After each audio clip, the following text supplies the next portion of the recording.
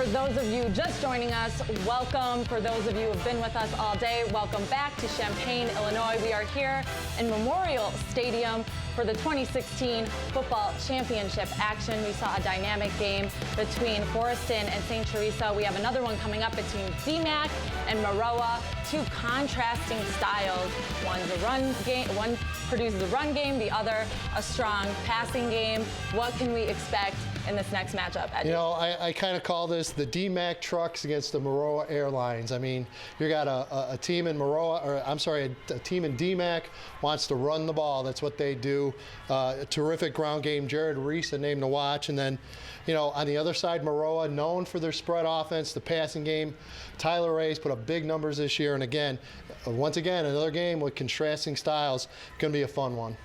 What can we expect from DMACC in order to stop the Maroa offense? You know, to me, that's one of the biggest questions into this ball game, Annie, is can the secondary for DMACC really hang with a very smaller group, but very speedy group of receivers from Maroa?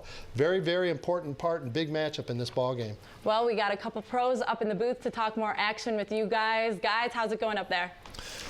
Good, thank you very much. The pros are busy, so we're just going to go ahead and take things, if that's all right. Lee Hall, Jack McInerney with you for 2A state championship football. And you talk about the DMACC secondary, and they've taken some heat in the postseason. They beat Chicago Hope 91-70. Hope a spread offense.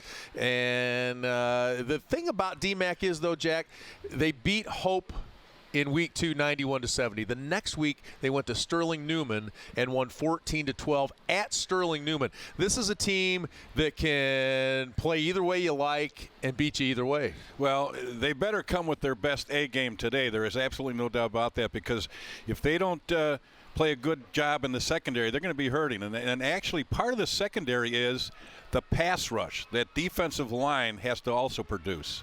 Let's take a look at the key player to the game for the DMACC Chiefs. It's Jared Reese. He is the all-time leading rusher in DMACC history, and that's saying something. A football-rich program, and Jared Reese is the bell cow. Well, he's a two-time All-Stater. He does a great job, pounds the football. Very physical player, got good speed, excellent vision, a tough football player. They rally around him. And, of course, on the other side, Maroa Forsyth. It wouldn't be November if Maroa Forsyth wasn't in the state championship game. Jackson Nelson is their very good running back. You know, it's the similar situation we had in the very first ball game. We've got some real good running backs, and in this case, another outstanding running back on each football team. Who is going to get stopped? Which defense is going to stop the other team's best running back? That is going to be the big difference today in this ball game. All right, we saw power against a little bit more of a spread in the 1A state championship. We're going to see it again in 2A. Who's going to come out on top? DMACC and Maroa Forsyth for the 2A state title.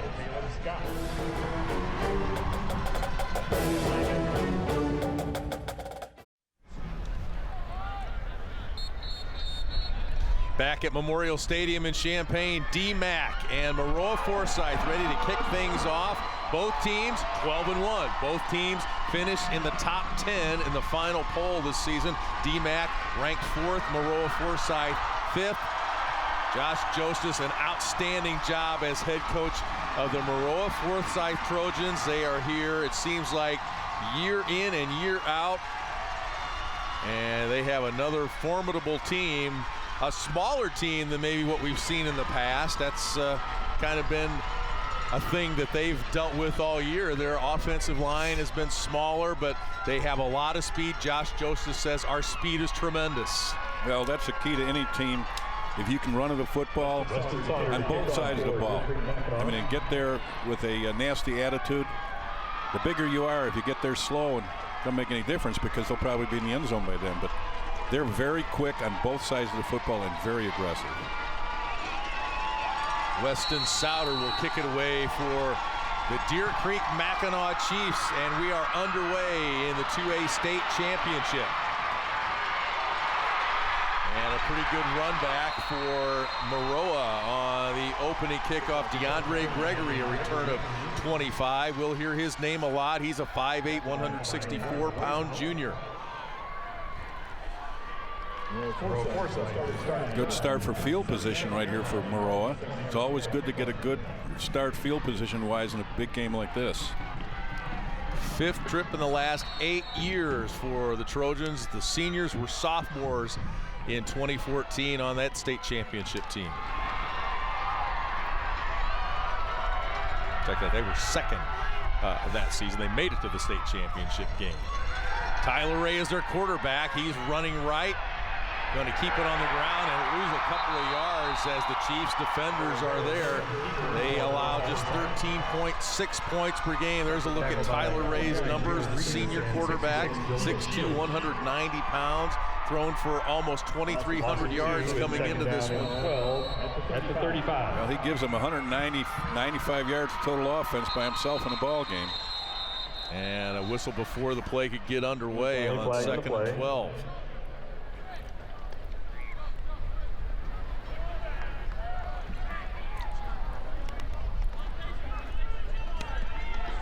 Prior to the snap, encroachment, offense. 5 yards, 2nd down. Look at our officiating crew for our 2A state title game. This is always a tough way, Lee, to get started, to have a penalty in the first drive and lose yardage. It's now 2nd and 17. Tyler Ray standing at his own 25. He looks to throw. Looks down the left sideline and almost picked off by Alex Turner for DMACC. Good job there defensively, staying with his man and on the football. A little pressure applied to the quarterback and a little roll. He tries to put the ball up in the air. He's kind of thrown into the wind when he throws on an angle like that. And there was an interception until he hit the ground, and then the ball popped out. Grant Wise was the intended receiver.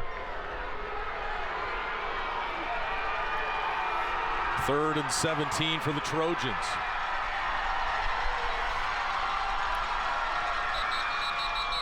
And another whistle. They really do spread the field out. Full snap, 76 Inauspicious start for the Trojans. Maybe a little jitters here in the opening moments. There's absolutely no doubt about that. You get in a big ball game like this, and I don't care what your record is coming into a game like this, and their record is 12-1. They've played 13 ball games, but they've never played for all the marbles the last game of the year. It's go home or take a trophy with you. State finals, first drive, a little jittery. 3rd and 22 now. A big hole for the Trojans to start this game. And here comes good pressure from DMACC as Ray throws it incomplete. Looked like Christian Smith in there for the Chiefs. There's a look at the starters for Maroa Forsyth. Tyler Gray at quarterback, DeAndre Gregory, Jackson Nelson. They call themselves the dynamic duo. Grant Wise, Logan Alsup, Max Davenport, the receivers. Liven Good, Connor Isles, Lane Olmeyer, Brian Holla, and Jansen Eagler on the offensive line. To punt, it's Cam Boleen. And it bounces at midfield, and the Chiefs let it roll, and they will take over at their own 44-yard line.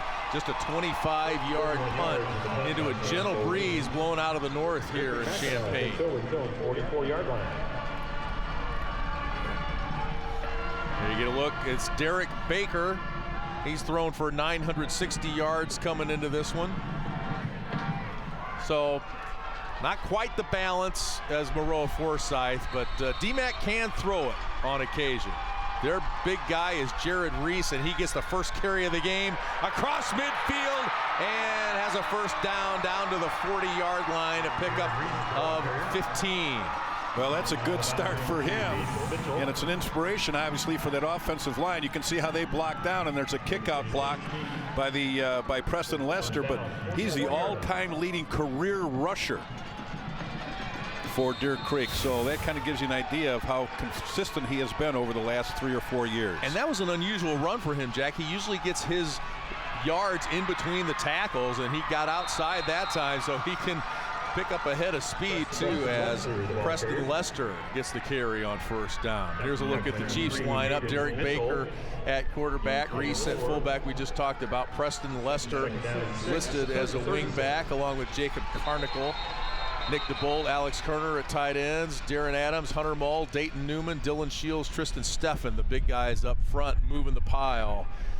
That starting lineup brought to us by Taco Bell. Well, what's expected here is your fullback is supposed to be your leading rusher, and it is with Gerard Reese here. But both wingbacks do a good job. Each has over 700 yards rushing, so that shows you the balance of this running game.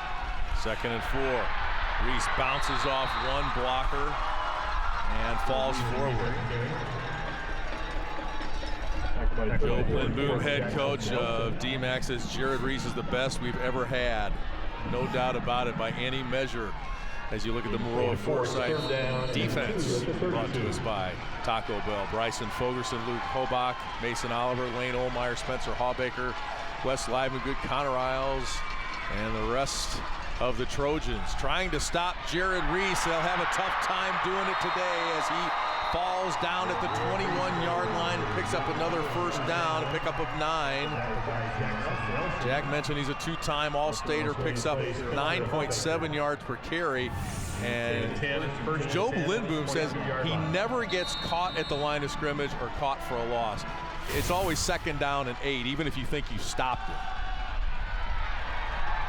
Jacob Carnicle, one of the wingbacks, with the carry on first down. Well, what I noticed is he's so very quick. His first 2 steps are so very quick to hit the hole on his first 2 running plays. Very explosive to the line of scrimmage. And of course, the other part of it is, you know, he carries the ball a lot. He's a tremendously conditioned athlete, and part of it is because he's a wrestler.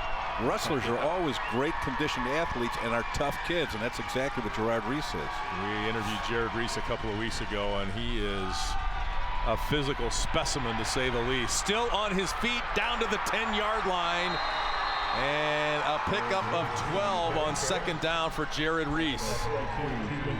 Over the past 13 ball games, he's averaged 15 carries a ball game for 150 yards per game, and that's pretty good. And you're talking about a team that really didn't have an awful lot of competition as far as score-wise. They weren't challenged that often during the year. 1st and 10, the ball marked at the 11. Here's Lester, who had a big second half in their win over Anawan Wethersfield. He totes it down inside the 5. He had 3 third-quarter touchdowns, 113 yards on a play that they call 36 power. Lester said he's been waiting all year to hit that. He's been blocking for Jared Reese all year. Reese kind of returned the favor, and they had a lot of success with that play in the second half. 2nd and 3 here. This time it's Carnicle. He'll take it down to about the 2. Well, you'll see linemen pulling an awful lot in this particular offense. The guards will pull and lead plays. They'll block back. They do a lot of trapping and do a lot of leads on the power runs. But this is the way this offense is. It's a perfect red zone goal line offense. 9th play of the drive for DMACC. Coming in 12-1, you can hear the fans chanting, "Let's go Chiefs." And there goes Jared Reese into the end zone, his 30th touchdown of the season, and DMACC is quickly on the board on their first drive. Quite a drive, and he runs right over number 59, Hunter Mull, the left guard, who's also an All-Stater, plays both ways. But that front 5 of Deer Creek really did a nice job. Watch that left side, the surge that they do. A nice block there by Preston Lester, but a good job by the offensive line of Adams, Mull, Newman, Shields, and Steffen. Weston Souter, 65 of 74 on point after attempts. And that one is good. A 10-play, 56-yard drive. There you get a good look at Jared Reese carrying it in from the 2-yard line. And the DMACC Chiefs are on the board with the early 7-0 lead over Maroa Forsyth.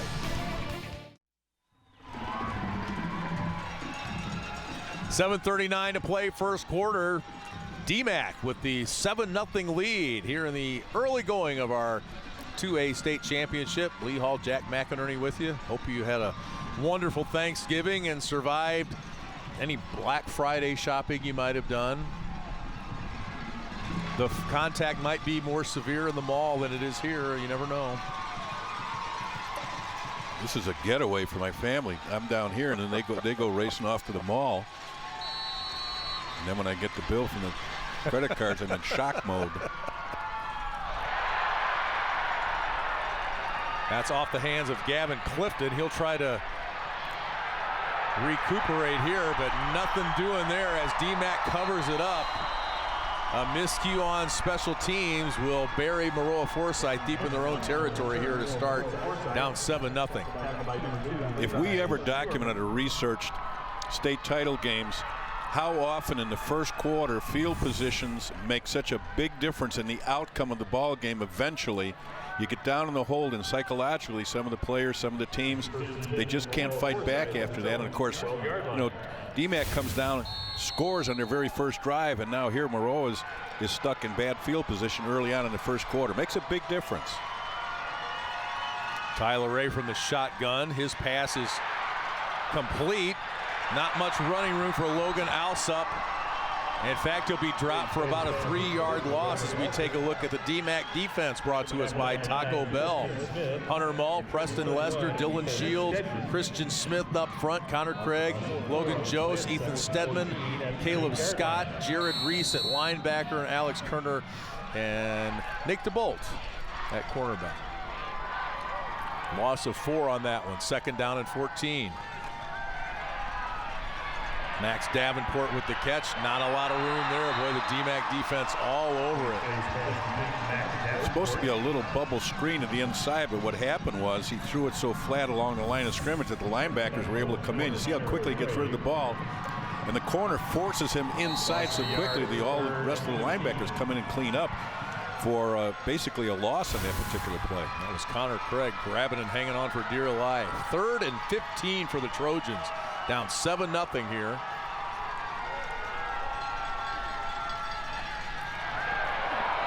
DeAndre Gregory, half of that dynamic duo that we talked about. Good pickup of 9, but well short of the first down. Gregory, 772 yards, 8 touchdowns coming in. He had a big week last week against Shelbyville. 18 carries for 219 yards and 3 touchdowns, and a little burst of speed you saw right there is an indication of the kind of speed and open field running ability that he has. Cam Boleen with his 2nd punt of the game. And a fair catch and good field position for DMACC as Connor Craig makes the fair catch after a 31-yard punt. DMACC with a 7-0 lead and the ball here with 5:39 to go in the first quarter.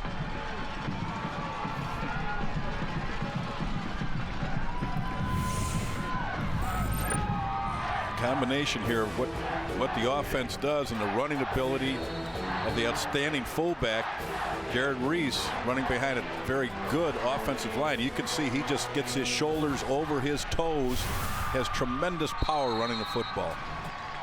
Preston Lester gets the carry, picks up about 3, 5'10", 200-pound senior. He's an interesting story. In week 6, he suffered a femur fracture in his joints and an MCL sprain. And some way or another, rehabbed, the bones healed, and he made it back for week 9 as they faced Tri-Valley. Somebody lost their hat on that run as Jared Reese carries it down near to 1st down for DMACC. It's such a weapon to have a fullback that can pound the ball up inside the way Reese does, and yet still have the ability to be able to bounce it outside and show some speed out on the edge. But they have such balance with both those wingbacks coming off the edges. One wingback has 788 yards, Lester, and Garnacle has 850, and that's super balance to go along with a 1,000-yard rushing fullback. 3rd down in the yard. Reese bounces it outside again, and he's got a 1st down to the 32-yard line. Jared Reese on the carry, back by 34. Very tough to stop Jared Reese. Mackinaw, you can see what I talked about. He bounces it, he goes inside and then bounces it outside, so shows a little bit of speed to go along with that inside power. And it's nice to have that kind of ability out of your fullback spot, somebody that can not only pound it inside the guards, but be able to bounce it outside and put some pressure on the DBs. 1st and 10 for the Chiefs. Reese caught at the line of scrimmage, but there's what Joe Lindboom was talking about, as Mason Oliver did a nice job there and got a hand on him, but Reese still managed to get a yard or two there. And that's the key to him. You have got to tackle him low and tackle him early and hope that help arrives before he gets too much of a head of steam built up. It's like trying to stop a 5'11" fire hydrant. I mean, he's just solid. 2nd and 9. A razzle dazzle here. Jacob Carnicle down inside the 30. It's a wingback counter off of that play that gets you going, trying to get you a fast flow in one direction where the linebackers flow, because it looks like power to one side, and you come back with the wingback coming back the other side with the tackle pulling. A good job there, though, defensively. In fact, I think it happened so quickly that the linebackers really didn't even have a chance to react to the initial flow. 3rd and 5 now. Lester. This is the play they ran so effectively at Anawan Weathersfield. He dives and leans and reaches and might have the first down, and they're going to give it to him. It's good effort right there. You can see the lineman getting out in front of him, pulling, doing a nice job of getting upfield, and that's a big significant part of the wing T offense, is having linemen out in front of you. They pull those guards, they'll trap a lot, but they've got a lineman almost every play pulling out in front of the running back.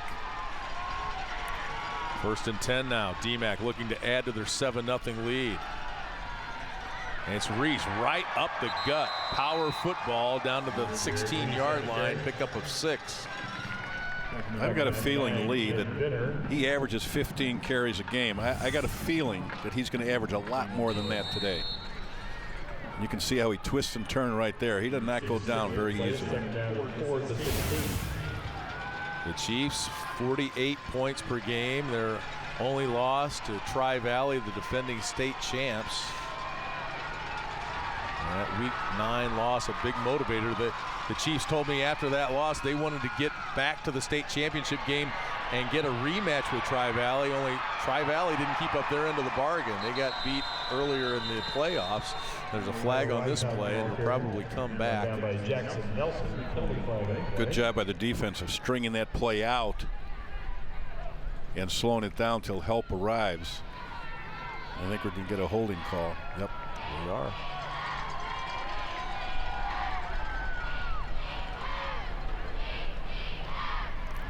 We saw Decatur St. Teresa in the 1A game make their first state appearance since '86. This is the first state championship game appearance for DMACC since 1987. Holding offense, number 66, 10-yard penalty, remains 2nd down.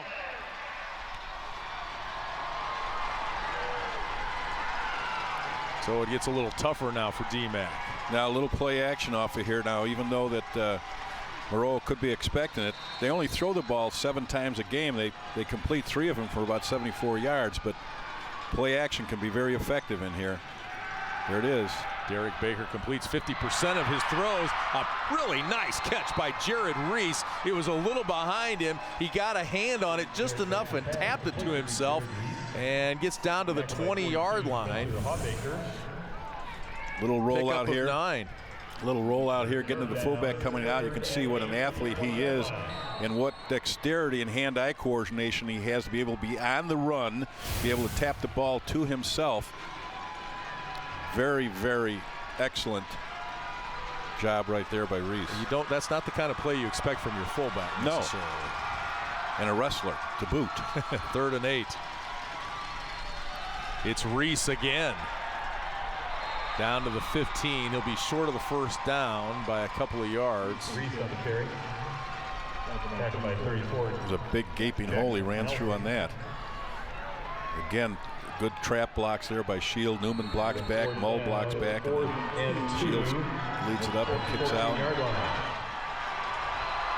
4th down and 2. 11th play of the drive for DMACC.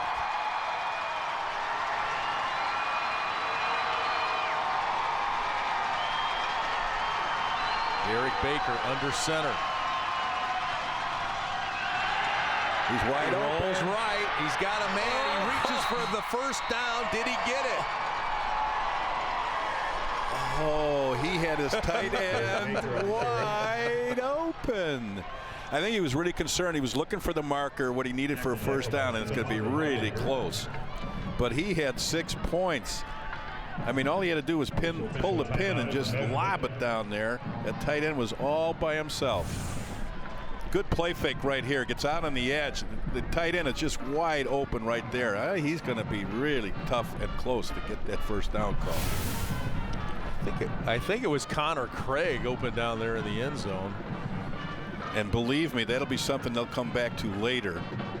I think he's going to be first down. Wow.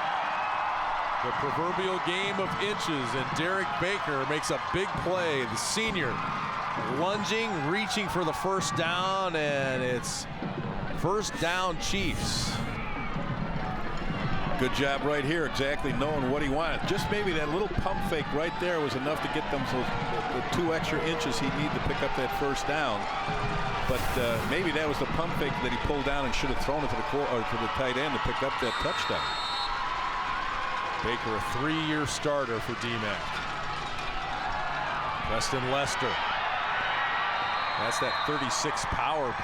And talking to Joe Lindboom earlier this week, three of their 4 losses the last 2 years went to Tri-Valley, the defending state champs in the Heart of Illinois Conference team member. They stole that play from Tri-Valley. They had a lot of success against DMACC with that play, and Joe Lindboom says we good took coaching. it from them. That's good coaching. Somebody runs it against you and hurts you often enough, put it in your arsenal. Reese, not much room there. I say stole it. It's not like it was a state secret. But borrowed it. Your green ball carrier. Tackle. Rented it, leased it. But in either case, he's got it and does a good job. Yard is 3rd and 25. Well, they say it's the most sincere form of flattery, and that's a copycat maneuver by DMACC that has worked and gotten them to the state championship game. They lead it after 1 quarter, 7-0 over Maroa Forsyth.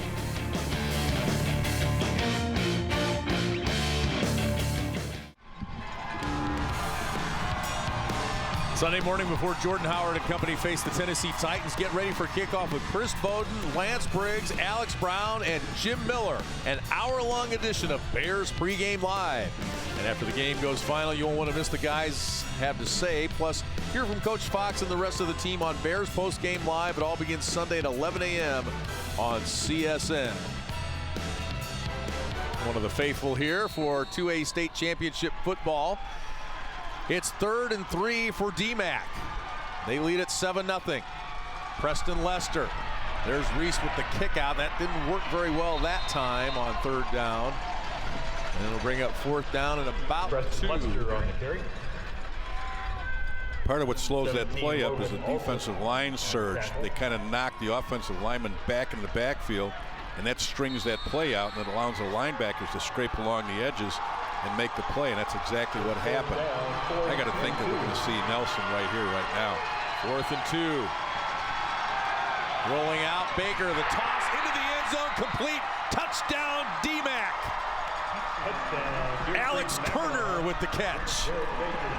When opportunity knocks, and that's exactly how they take advantage of that. Nice play fake there by Tyler Ray. Everybody jumping on the fake, and that was your first play that they ran, was that exact play. They come off with the play fake and they go back opposite and go to the tight end who releases and gets out in the flat. The cornerback jumped the play fake, forgot about where the tight end was, and that results in 6.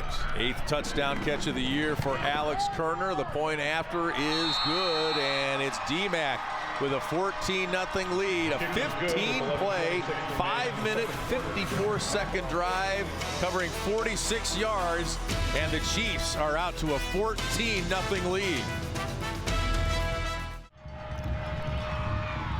Alex Turner taking a breather after a 4-yard touchdown catch from Derek Baker. And the Chiefs are out to a 14-0 lead. They average 48 points per game. They played that crazy game against Chicago Hope, 91-70. I was talking to a guy at the grocery store in Tremont the other day. He said we live right across the river from the high school, and they run a siren every time the DMACC scores. We thought some kids had stolen the siren that Saturday. 91 points. They were blowing that siren all day. He said he thought it was broken or somebody had taken it.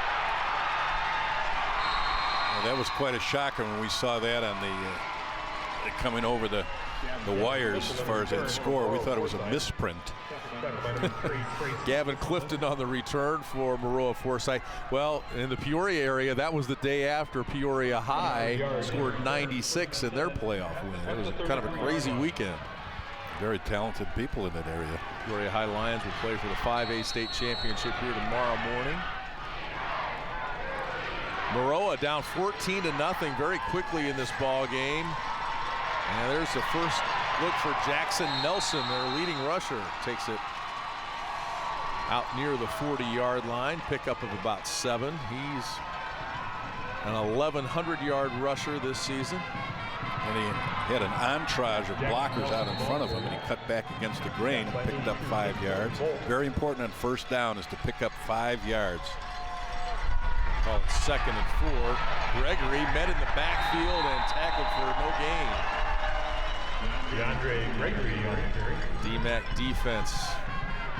Hunter Mall in there on the stop. Hunter Mall and All-Stater, but what I like there is the backside didn't get too over-aggressive, and they play for cutback, coming back against the grain. Oftentimes you see high school kids over-pursue.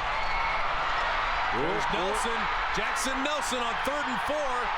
Gets by one more defender. He's got a guy to beat, and they're saving the touchdown. Ethan Stedman tackling him from behind, a pickup of 45 yards for the 6-foot senior Jackson Nelson. Nice job there of cut back against the grain. You'll see the cutback right there. Good job downfield blocking, getting people on people to help him right there. It's a good job of hustling down the field by Max Davenport, doing some good downfield blocking. 1st and 10 from the 16, and Jared Reese hits him hard at the line of scrimmage. He'll pick up a couple, but paid the price there as Jared Reese came up from his linebacking spot and put a pop on him. His bell is ringing a wee bit. 2nd and 9 for the Trojans. Trying to capitalize on the big play. And a big hit after the completion there. Logan Alsup with the catch, but Connor Craig was there to stop right after the completion was made. And it'll be 3rd down and about 4 from the 10-yard line. That's really good coverage when he comes back. You can see how he closes on the ball right there. The defensive back closes on the receiver and the ball and makes a nice stop right there. Nelson on 3rd down. He's close to a 1st down. Appears to be about a yard short. Coming off a 185-yard, 3-touchdown performance against Shelbyville in the semifinals. The backside of the defense of Deep Creek is the one that's been really hurting Maroa. On 4th and 2.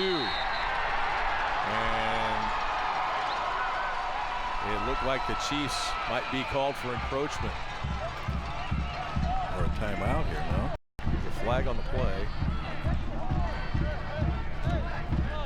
Prior to the snap, offside, defense, half the distance, the penalty results in a 1st down. The worst part of that is it's not an aggressive penalty because the play wasn't even run. And the other part that makes it bad, it's by a defensive lineman who's right down on the ball. There's no reason for him to jump offside. He's not on offense, he's on defense. All he's got to do is watch the ball. Gregory takes it in from 4 yards out. Little end around for the junior. His 9th touchdown of the season, and the Trojans are on the board.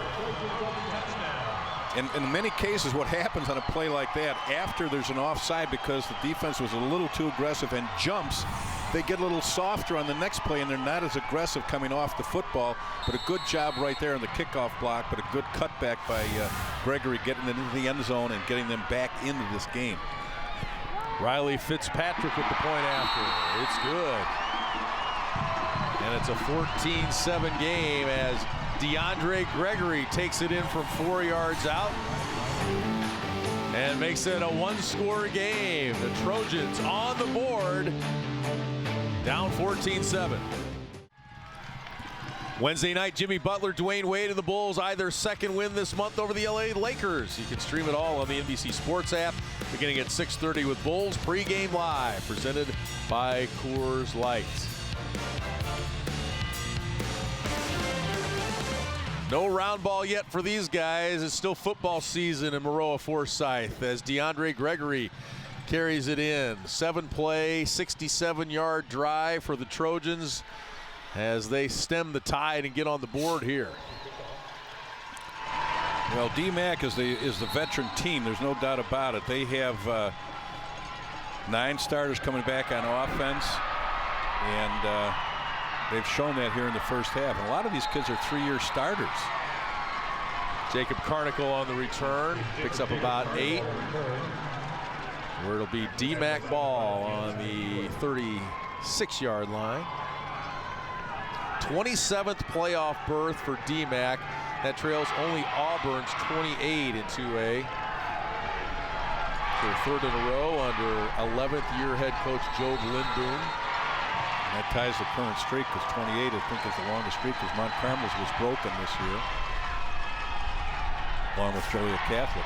Flag on the play as Jared Reese gets the carry. 2 perennial powerhouses that didn't get into the playoffs this year, Joliet Catholic and Mount Carmel, both from the Chicago area. Yeah, that doesn't seem right, does it? Hard to believe. Well, all streaks must end. I'm sure that they'll rebound again next year, though. Penalty's going to go against DMACC. Illegal formation, offense, 5-yard penalty, remains first down. It's kind of hard when you go double tight, double wing to have an illegal formation, but basically one of those wings was probably up too close to the line of scrimmage and put too many men on the line of scrimmage. Make it 1st and 15 for DMACC.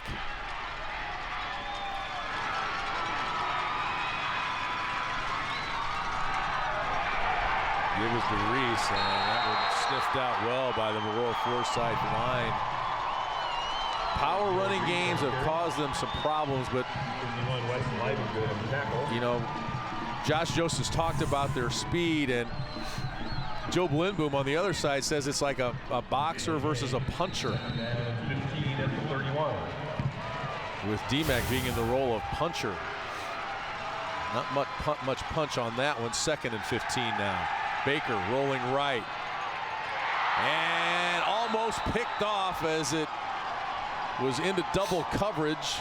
Jacob Carnicle was the intended receiver for DMACC, but the Maroa Forsyth secondary playing well on that one. Well, defensively, they're quite a bit undersized, but they play a very tough brand of football. But that was a real good job defensively there of the linebacker getting under coverage to help out the DB. You can see the rollout right here. Not a real good route and getting good separation by Preston Lester, the wide receiver. 3rd and 15, pressure from the backside, and it's picked off. Logan Alsop with the catch. And it was Luke Hobach, number 59, with the pressure. He hit Baker as he let go of it, and Alsop was there for the interception. Now this could be the turnover and the swing change that Maroa needs here to get back in the ball game. You can see backside pressure right there. Just as he's about to throw it, he gets hit. Good job by the linebacker who's got under coverage right there, making a nice play. Now let's see if they can take advantage of it. Maroa trying to take that turnover and turn it into points. Ray is a complete pass to Grant Wise. Grant Wise, 964 receiving yards coming into this. That's the number 1 receiver for Maroa. It looks like we have a there penalty. is a penalty flag at midfield. It's going to come back.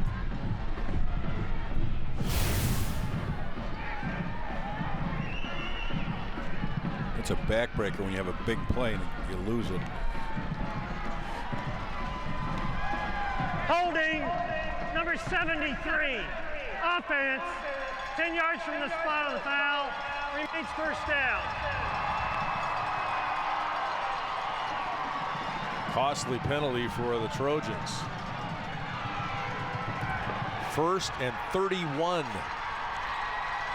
Now, you don't have to make this all up. You can take it in chunks. Screen draw in situations like this because the secondary will be dropping out real quickly.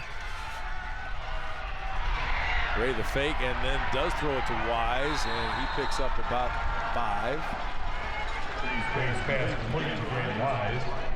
Deep Creek is very aggressive defensively. They're not playing real soft, even though it's long yard, real long yardage. Those defensive backs are playing up pretty tough.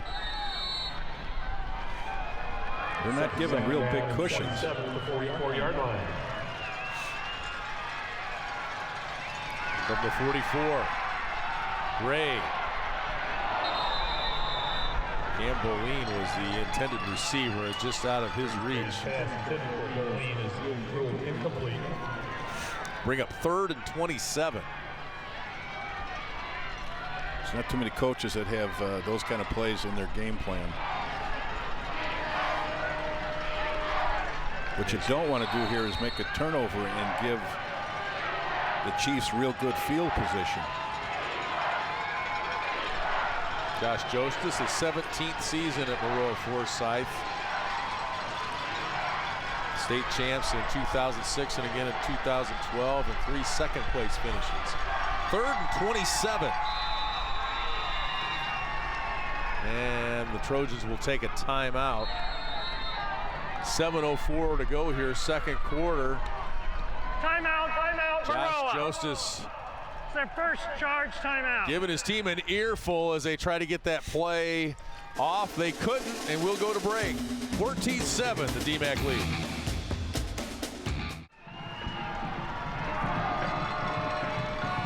Back in Champaign, Lee Hall, Jack McInerney, 2A state championship football. Maroa Forsyth trailing DMACC 14-7. They're faced with a 3rd and 27 here. They got the turnover, but they've gone the wrong direction since. And coach wasn't real happy with that timeout. I think there was some miscommunication.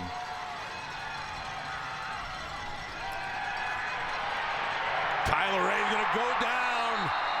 The DMACC line coming in and busting things up in there. Hunter Mull, the All-Stater, along with a couple of friends, I think. Look at him just do that swim move. Now that's just a Christian Smith good, in on the tackle too. just a good effort right there by that defensive front, putting pressure on the quarterback. And they only rushed 2, and they were contained 2. They both came from the outside. Camboline's got a lot of work at punter, and Connor Craig just steps out of the way of that one and lets it roll down to about the 22, where DMACC will take over. A punt of 43. This DMACC team started off on a roll really defensively. Only team in the state to start off with 3 shutouts, and they pitched shutouts in 5 of their first 6 games. And you know, if you take away that 70-point debacle kind of thing against Chicago Hope, it's really, you know, it's just one of those crazy games. And then if you take out the 42 or 3 they gave up to Tri-Valley, they've only allowed 6 points per game in those other 11 games. I'm thinking that Maroa might have been licking their chops when they saw the results of that game against Hope in the playoffs, which was the 11th game of the year for Deer Creek. They gave up 500 yards of passing and 70 points. So I'm sure that Maroa thought we can throw the ball against these people. Baker. His throw is behind the intended receiver, Alex Kerner. It was a bit of a misnomer. I mean, you had, you know, it was one of those things that just you're not going to see a lot in high school football. And most of it was really in the second half for Hope coming back. The game wasn't really as close as that score, but oftentimes when you see something like that coming across the wire, coming across anything, you're looking and saying it's got to be a misprint of some kind. You just don't, you know, or did somebody throw in a basketball score in there amongst the football scores? 3rd and 8 for the Chiefs. Lester in motion. Baker. His intended receiver was Alex Kerner, but thrown over his head, and it'll be 4th down for DMACC. Very impressed with Maroa's pass defense, doing a nice job. Off the play fakes, the DBs aren't buying any of it, and the linebackers are still getting to their drops very quickly to help out, and just really blanket coverage, forcing DMACC to punt the football. Weston Souter to punt into a gentle breeze here in Champaign. An end-over-ender that'll bounce, take a DMACC bounce, and go down to the 45-yard line. We haven't seen any great punting averages thus far in the first game and a half that we've seen so far. Just 30 yards on that one, so Maroa Forsyth will take over with good field position here with 5:32 to go in the second, and DMACC out to a 14-7 lead. The defenses have stiffened a bit here after some early scoring. Well, the team settled down a little bit, you know, realizing they're in the state championship game. Then after a little bit, it just becomes another football game. Jackson Nelson nowhere to go that time. Jared Reese in on the stop. Jackson Nelson, the ball carrier. Back by 49. Hunter Mull in there too. And number 59, Hunter Mull. We talked about conditioning for the amount of times that Reese carries the football on offense, and then all of a sudden he's back in, as you can see right here, as a defensive player. Tremendous conditioning when you have players that can do that with such aggressiveness. Loss of a yard, 2nd and 11. Here's the pitch to Jackson Nelson. Tries to cut it back inside and does. And picks up about 8. Jackson Nelson, the ball carrier. 2-year starter for the Trojans. 45, Caleb Scott. With a nice carry of that trip. 66. Well, between Nelson and Ray, they've been averaging about 285 yards of total offense just between the two of them. And last week in the semis, Nelson had 185 yards and 3 touchdowns on 13 carries. 3rd and 2. It's Nelson taking it down to the 40-yard line in the 1st down. And they call Jackson Nelson and DeAndre Gregory the dynamic duo. And Josh Joseph says they're competitive with each other and don't want to be outdone by the other. And it's the best case scenario for us. One gets a big play and the other's trying to make a play to keep up with his buddy. Well, that's the way to go. Last week in the semis, that duo of Gregory and Nelson, they had 404 yards of total offense and 6 touchdowns. And 3 of the touchdowns were by Gregory, but so that's quite a combination. 1st and 10 for the Trojans. They're looking to tie this game. And Josh Jostis is jumping up and down mad on that sideline again. Timeout. As they have to take another timeout. They couldn't get that play in. Charge, timeout. And they take their 2nd timeout.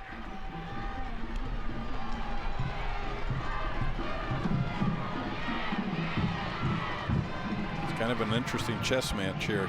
Two teams of really different types of backgrounds as far as what they do offensively, but the thing that they do is very similar is play very tough, aggressive defense.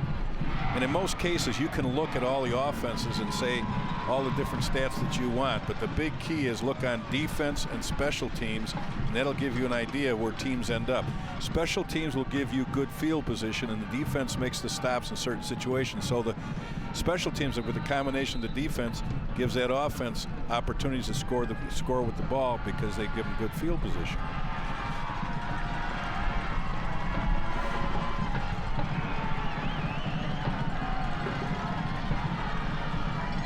Four minutes to play here, 2nd quarter. Good field position for the Trojans there at the DMACC 39. Gregory in motion. Tyler Ray will take it himself on 1st down. Tyler Ray on the keeper. He's not quite the running threat of the Maroa Forsyth quarterbacks in the past, but still he's run for 294 yards. He gives you that option. Well, every now and then to do that keeps those linebackers honest and keeps them inside. His pass attempt is complete to Jackson Nelson. Because if you don't run that fullback up inside on those particular plays, those linebackers fly out immediately, and they're going to help on the edges and or into their pass drops. So the quarterback has got, even if he's not a major threat, he's got to be able to run the ball once in a while up inside, keep those linebackers home. 3rd and 4. Nelson brought down short of the first down. That's Hunter Mull, the All-Stater, with the tackle. He is just destroying the defensive man that he's over, making the plays with great ability. 6'1", 225-pound all-stater. You can see how aggressive he fought off the block and still makes the play. Plays 2 ways, both sides of the ball. He sure doesn't look like he's lost any energy. Trojans going for it on 4th and 3. Pass is complete. No, now it's called incomplete. Grant Wise had the ball in his hands, but it's ruled incomplete on 4th down, and DMACC will get the ball after the stop here against Maroa Forsyth. Great defensive play. He's right on his hip pocket on this slant route. Look how quickly he's on him. Usually you'll see that slant, and he's usually open till he gets to the linebacker, but the corner was right on his hip the whole time. Excellent defense. From up here, it looked like it might have been complete. Grant Wise doing a little hocus pocus down there with the football and trying to sell it, but it hit the turf. And Jared Reese gets the carry on 1st down for DMACC. They lead 14-7. Big stop that time for the Chiefs defense. It certainly was, and Reese and Mull were 2 of the participants in that defensive stop, and now they're both back on offense. And of course, Reese carrying the ball in that first carry for 8 yards. Reese again. Maroa Forsyth pointing as if they've recovered a fumble, and they did. DMACC turns it over with 2:01 to play in the first half. And Bryson Fogerson almost ran over the ball guy on his way off the field there, celebrating that turnover. It almost looked as if Reese never got the handoff to start the play off. And now we can see if Maroa is going to do anything with the football. New life for the Trojans offense here with 2:01 to play. And another challenge for that DMACC defense. Trips receivers left. Handoff is to Nelson. Not much there. As the senior is met at the line of scrimmage. Nelson looks like he wants to cut it back too soon. He had a nice hole.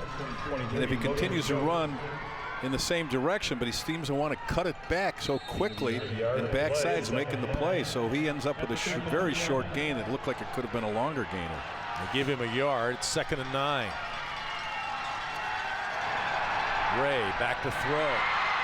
Complete to Grant Wise, still on his feet and down at the 20-yard line.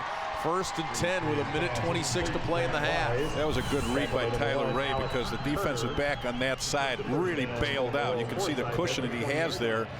And so he gets it to his leading receiver, Logan Alsop, who has good size at 6'2", 205 pounds on that, or that was to Weiss, excuse me, but he had good size on the defender. Ray rolling right, looking into the end zone for Wise. And it's picked off.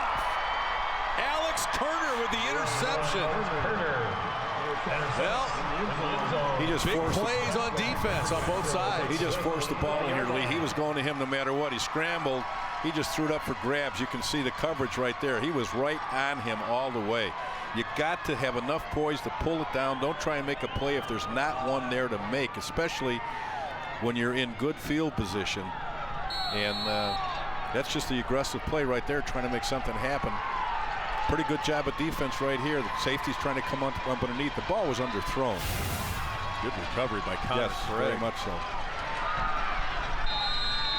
Jacob Carnicle on the carry for DMACC. So some big swings here. It looked like DMACC was maybe going to be able to run out the clock with a couple of minutes to go. They fumble.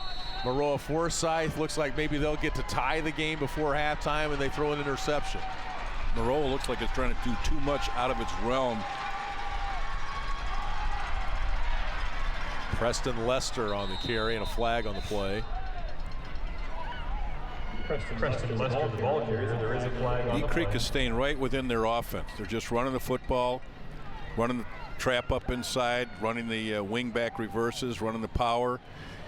But on the other hand, Maroa, it seems to be forcing the football down the field. They haven't had enough patience with their running game thus far.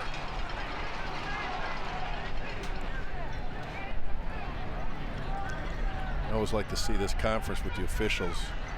Really gives you a good idea. The crews get together and talk over exactly what happened. It's always a sign of good officials. Illegal shift, 2 men moving at the snap, offense, penalty is declined, 3rd down. Stephen Spivey with the call. It's kind of fun because you don't hear officials in high school games. Now they got the microphone, the big booming stands. Sometimes that's good and sometimes it's bad, especially the fans, and they don't realize what a great job the officials do. Late pitch. And it goes to Jacob Carnicle. Boy, Derek Baker held onto the ball a long time, but got the pitch off in time, and it's a 1st down for DMACC. See right here, he does a nice job of running the option to the outside. Does have a delayed pitch, but look at all the jerseys right there. Just excellent pursuit right there by Maroa getting to the football. First down for Mackinaw. Kind of gives you an idea when Coach talks about they're not real big, they're undersized, but they're very aggressive and very quick. That was a perfect indication of that. Timeout. Deer Creek, Mackinaw. This is their first charge timeout. Deer Creek Mackinaw, formerly coached by Jim McDonald, Hall of Fame coach, and Joe Lindboom inherited this program about 11 years ago. This is his 11th season.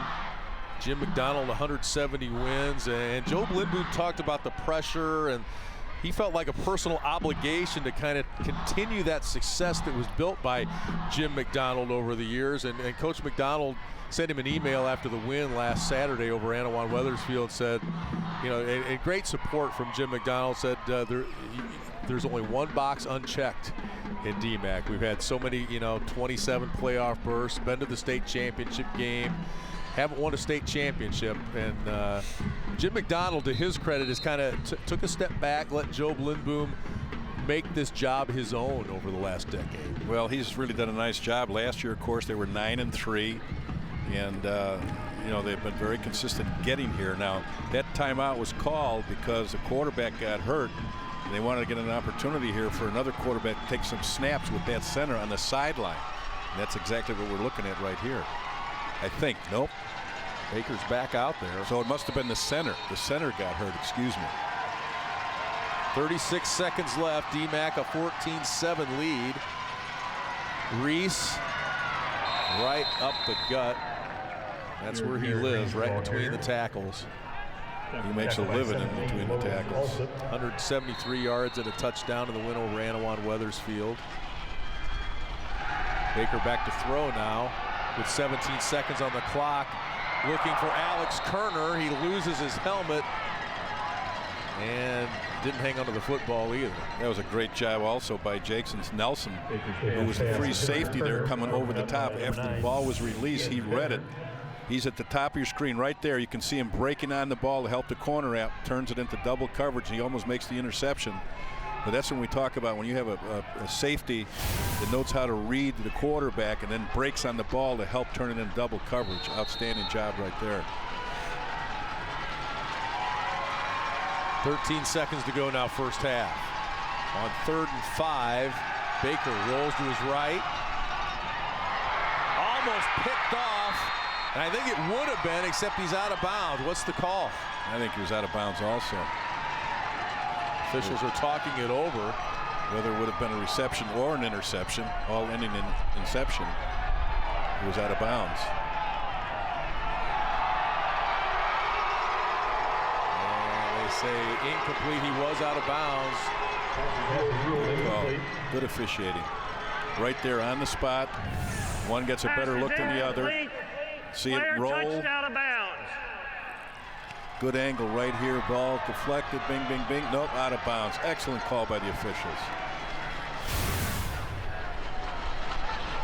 Of course, you know, somebody's sure never going to be pleased with it. Yeah, I'm not sure the folks on that sideline would agree with that, but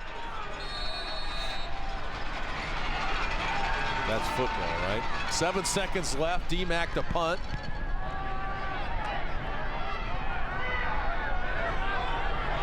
And it'll roll dead at the 36-yard line, and time will run out here in the first half. Well, last week DMACC trailed 7-6 at Anawan Weathersfield, and Preston Lester told me, you know, it was kind of weird because we had never trailed all season long. They take a lead, which is what they're used to the locker room here. 14-7, the DMACC lead over Maroa Forsyth, as we talked about power versus kind of a spread feel, and it's power with the lead here at the half, Jack. Well, I've been very impressed. Both teams play very good defense. It's not as if neither team has the type of offense that can't do a surge, but right now I'm really impressed with Reese and D Creek and their particular offense. But again, both teams play excellent defense. They're right on the ball, especially the secondaries. Jared Reese, 77 yards on the ground. Tough yards. 129 rushing yards overall for Deer Creek. All those yards are inside the tackle. They jumped out to a 14-0 lead. Maroa answered, and it's a 14-7 game here at the half. Joe Lindboom is joining us now from the sideline. Coach, you take a 14-7 lead. It's Lee Hall and Jack McInerney upstairs. A lead to the first half. Things got a little crazy there in the latter stages of the second quarter. What are your thoughts on the first half? Well, I like the way we came out in the first half. Our first 2 drives were great. We got to get back on track. We had some untimely penalties. We were trying to force things a little bit there at the end of the half, which made us look pretty sloppy. So we have a chance to talk about some things here at halftime, and we do get the ball to start the third quarter, so I think it's very important that we establish the run game and take back control of the line of scrimmage. For the most part, your defense has been outstanding all season. You give up 1 touchdown there in the first half, and Alex Kerner comes up with a big interception there late in the half when Maroa Forsyth had a chance to tie this ball game. Yeah, our defense has played really well today. We gave up the 1 big long run, and other than that, I think we played really well. So again, I think it's so important for us to come out third quarter, we get the ball first, take it down, score, and I think our defense will do a good job with the 2 touchdown lead. All right, good luck to you second half, Joe Lindboom. Thank you. Joe Lindboom, the head coach of the DMACC Chiefs. They lead at 14-7 here at the half. There's the prize right there. Will it be DMACC or Maroa Forsyth? We'll see. 7 game here against DMACC and Maroa, a tight matchup, close game here, and it's a battle of the bigs, and DMACC is definitely winning that battle. Back here at Memorial Stadium, I'm Annie Costable alongside the Edgy Tim. Again, the bigs, man, making all the difference. Yeah, it really is. I think for people at home, you get down on the field and you see the size difference here between DMACC and Maroa. And boy, that first quarter, you talk about momentum, those first couple of drives. I mean, you know, Jared Reese, we all know about him, but really just the running game was just absolutely impressive. But then we got into the second quarter and things changed a little bit, Annie. Definitely. The momentum switched a little bit to Maroa. They were able to get their passing game off a little bit. The defense, obviously, from DMACC was able to hold them. 14-7 game here, and that definitely is attributed to DMACC's defense. And really both sides, and then Maroa was able to adjust as well. And you know, things kind of balanced out a little bit. It's a little bit of a, you know, an adjustment period, which Maroa able to make some good reads there for their defense, and turnovers obviously don't help. But you know, again, I think it's going to be an interesting talk at halftime to see where they're going to go either way. What do you attribute the turnovers to overall? Because there were quite a few on both ends of the field. I think it's a little bit of adjusting a little bit, getting used to game speed. And you know, we had talked before about this game of Maroa having the state final experience. Right. It kind of seemed like opposite, where DMACC came out some very confident and took it to Maroa early. It seemed like Maroa kind of settled down and really got into the game. So obviously, playing very good defense has been a big part of this as well. Here's the last play, and this was an interception by DMACC. Again, another turnover, and that was when the momentum really shifted back to DMACC. And Coach talked about the sloppiness of play towards the end of the second quarter, but overall, I would say that the momentum is in favor of DMACC heading into the half. It is, and you mentioned you just saw that last interception, and just that's a great individual play. That really, those are different makers when it comes down to it. So you're obviously going to need that to continue throughout this ball game. And it's encouraging if you're a DMACC fan. Defensively, we talked about the secondary at the beginning. They're playing pretty well in the secondary so far. Definitely playing well in the secondary. Coming up after this break, we have our country financial memorable moments. Don't move.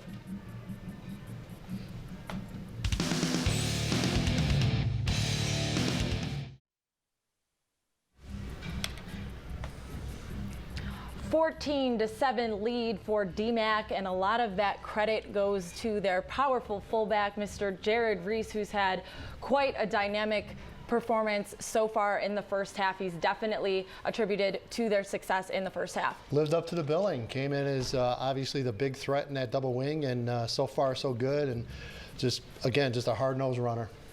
Here's a look at some of his highlights. It was definitely a Reese-filled highlight first half. Running up the middle, split by his powerful offensive line. Again, just a big kid, but has speed. Watch him bounce off of tackles and continues to move those legs. And you mentioned about his wrestling ability that plays in as well. And this kid sees the goal line, it's over. It's all capitalized with a Reese touchdown, 7-0 for DMACC.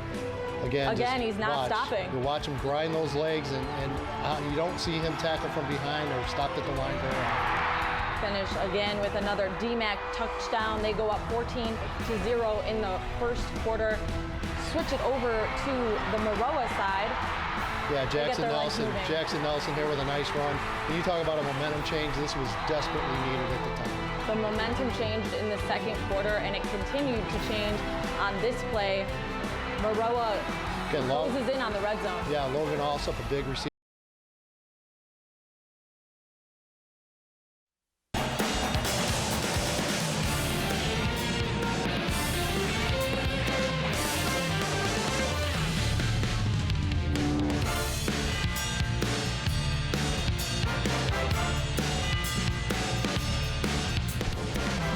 For those of you just joining us, welcome. For those of you who have been with us all day, welcome back to Champaign, Illinois. We are here in Memorial Stadium for the 2016 football championship action. We saw a dynamic game between Forsyth and St. Teresa. We have another one coming up between DMACC and Maroa. Two contrasting styles. One's a run game, one produces a run game, the other a strong passing game. What can we expect in this next matchup, Eddie? I kind of call this the DMACC trucks against the Maroa Airlines. I mean, you got a team in a team in DMACC wants to run the ball. That's what they do. A terrific ground game. Jared Reese, a name to watch, and then the score. And we talked early in this game about contrast, and bottom line is they've got a great shot. We'll talk to head coach of Maroa just after this break. We'll be right back with that action.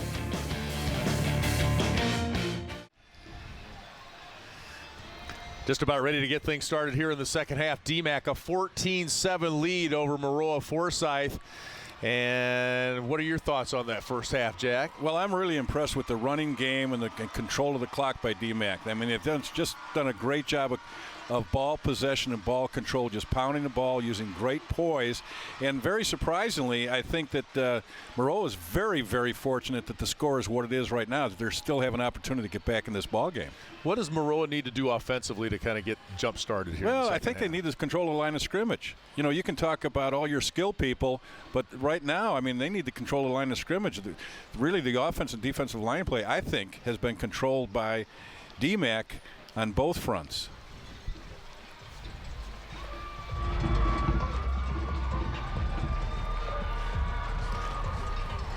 DMACC will receive the ball to get things started, as Joe Blinboom told us before the break.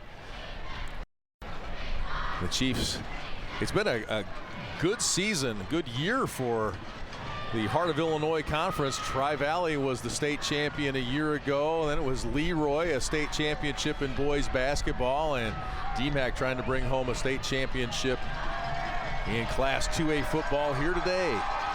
Well, I think the second half could be for DMACC could be Reese to the left, Reese to the right. Stand up, sit down, fight. And then let that defense try and control Maroa, who seems to be a little bit out of sync. You saw the couple of timeouts that were called under some with a little frustration shown by both the coach and the quarterback. So maybe that was cleared up at halftime. We'll find out. But right now, the score is very fortunate for Maroa that DMACC is only up by 7. Tanner Falk to kick. And fielded at the 20 is Connor Craig. He brings it out across the 30 to about the 32. A return of 12 for Connor Craig and DMACC, and that's where the Chiefs will take over with a 14-7 lead here in our Class 2A state championship game. And really the way they control the ball, Lee, what happens here is if they can pound the ball, even if they don't go down and score, but pound the ball for a couple of series and then punt Maroa into poor field position in the way their defense is playing, that's kind of a victory in a situation for them. Hand off to Reese. He bowls his way across the 35-yard line, picks up 4 on first down. The thing about it, almost as impressive as the fact that he's DMACC's all-time leading rusher. He's a 4-year starter and he's never missed a game. And he plays both ways. And he doesn't get any cheap yards either. I mean, most of his work is done in between the tackles. And he wrestles when he hangs up his pads. Here he is again. I asked him about that earlier in the season. We cover the DMACC Chiefs over in the Peoria area. I said, how are you able to maintain that? He said, flat out, he just said, I like the hits. And most of the time, he's given out more punishment than he's taken. Well, if you're the aggressive one, you're the one that can dictate how the hit is being taken, whether it be on the pads or the shoulder or legs or wherever. 3rd and 3. Baker, the pitch. Ooh, a little spin move and not much there for Jacob Carnicle. I think he's going to be short. That was an excellent play of reaction. They've only run that particular play twice, once in the first half, and that's the second time. But what I like is the discipline that was shown here by Maroa's defense coming up. Who is responsible? There's always somebody responsible for the quarterback and the pitch man. And right here you can see that they kept their responsibilities and did a great job.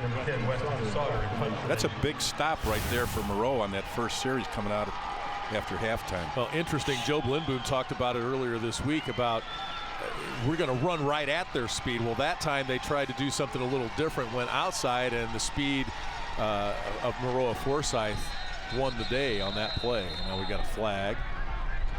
Delay of game will go against DMACC. That's a coaching point.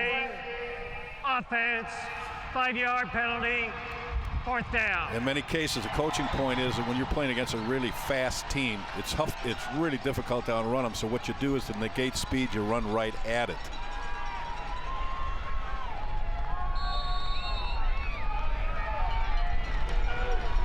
So they'll back it up 5 yards for Weston Souter. 43-yard punt average on the season. Nice spiral there. That sails all the way to the 25 and bounces inside the 20, rolling down to the 15. 53-yard punt for Weston Souter. His long of the season was 58. Comes up with a big one there. Maroa Forsyth takes over deep in their own territory.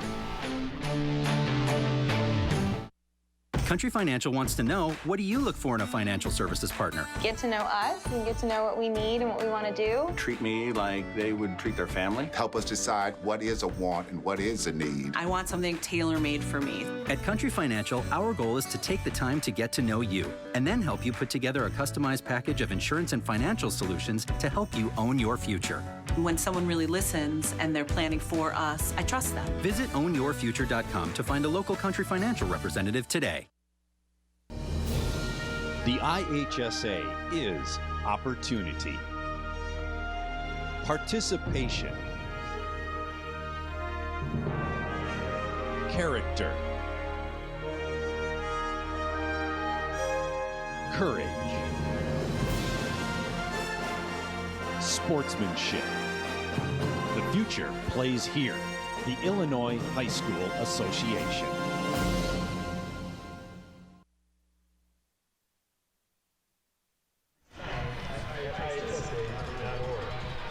Our 2016 IHSA State Championships are brought to us by Country Financial, Auto, Home, Life, Business, Retirement. You've gone through all of that, haven't you? Yes, I have. And I've enjoyed every segment of it. Looking good, buddy. Lee Hall, Jack McInerney, 2A State Championship football. Maroa Forsyth with the ball, trying to even this game. Jackson Nelson with the carry. Jackson Nelson with the carry. Big stop right there by the Chiefs. First down is so crucial when you're trying to come back, get back in the ball game. And for Maroa, first down has been not a real good down for them. They're forced to throw the ball then on second and third. First can be so effective as you can pick up for. Second and 8, Tyler Ray looking to the near side, has DeAndre Gregory for a first down and more as he's brought down at the 29-yard line. Jared Reese with the tackle. Now Reese came all the way from that linebacker spot, and that throw started in the middle of the field and went all the way to the sideline. Now there's a big cushion by the corner, but you can see the great hustle by Nelson right here of getting over and making that play. Excuse me, Reese. What an outstanding hustle play that is. Nelson bounces out, comes back in, and is close to a first down. Good pickup. Jackson Nelson. And this is what they've got to do. And he comes up a little gimpy on that play. Good cutback right here. It's a first down. That's the first down pickup right there with that cutback. Injuries were such a huge problem for this Maroa Forsyth team a year ago. Josh Jostis saying he had 8 surgeries a year ago. Like every week we lost a two-way player to an injury last year. Sounds like the Chicago Bears.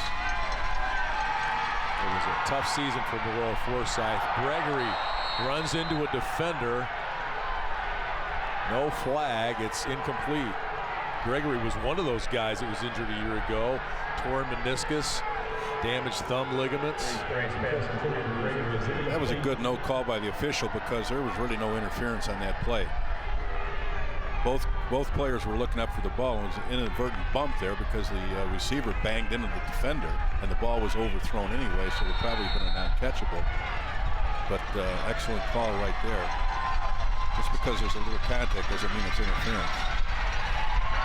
Ray pitches on second and 10 to Jackson Nelson. He picks up about 8. The Decatur newspaper had a great headline yesterday as Nelson still gimping a little bit from crutches to finals. They were so banged up last year, and that's something they, unfortunately, the Maroa Forsyth folks got used to seeing last season.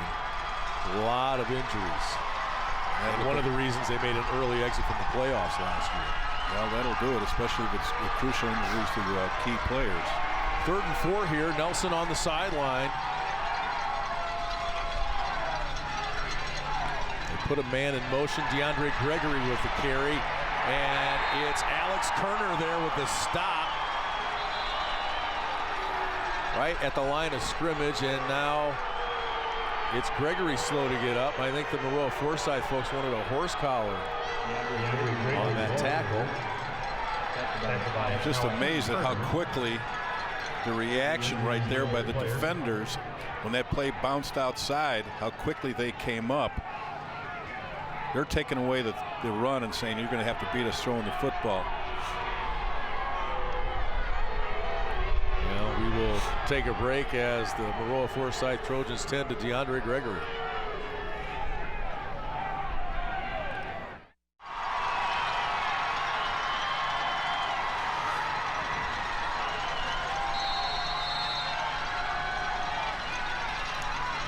A big stop for the DMACC defense, and Maroa Forsyth forced to punt.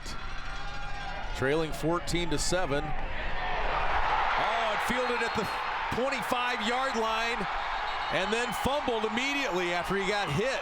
Not a smart play at all. And it's Maroa Forsyth ball. A big special teams mistake by DMACC gives the ball back to Maroa Forsyth at the 25. You can't afford to play the football when you've got defenders within 5 yards, and that's exactly what happened. There was going to be no gain there anyway. had he even handled the football. So that is just not a smart play right there. You got to think of where you are field position wise and what you're doing, and that just now we'll see if Maroa can take advantage of it. They've got a couple injuries here, so it'll be interesting to see if they have enough firepower to get them back in the game here. Nelson and Gregory went out there, both back out there. Gregory has it go off his hands and incomplete. Jackson Nelson and DeAndre Gregory both back out there after coming off with injuries on that last drive. They must have a pretty good trainers there, because they didn't look like they were going to come back that quickly. But you can see the ball is put right on the money right here. Just goes over the top of that linebacker.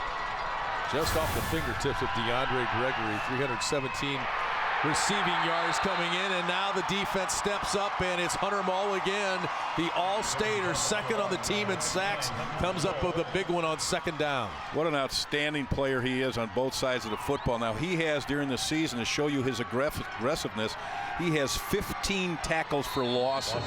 So that shows you, number one, that tells me how well he runs. He's only a junior, 225, so he runs extremely well, but he also then has a real nose for the football. 3rd and 17 now for the Trojans after the turnover.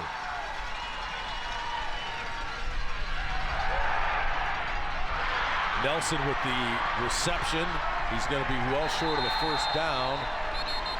And Maroa in 4-down territory with where they're at in this ballgame. Good job right there of the Chiefs getting to the football, showing good pursuit. Whenever you have a back like that catching the football, Nelson, in many cases, you better get some people to the scene quickly, because one guy normally does not bring him down in the open field.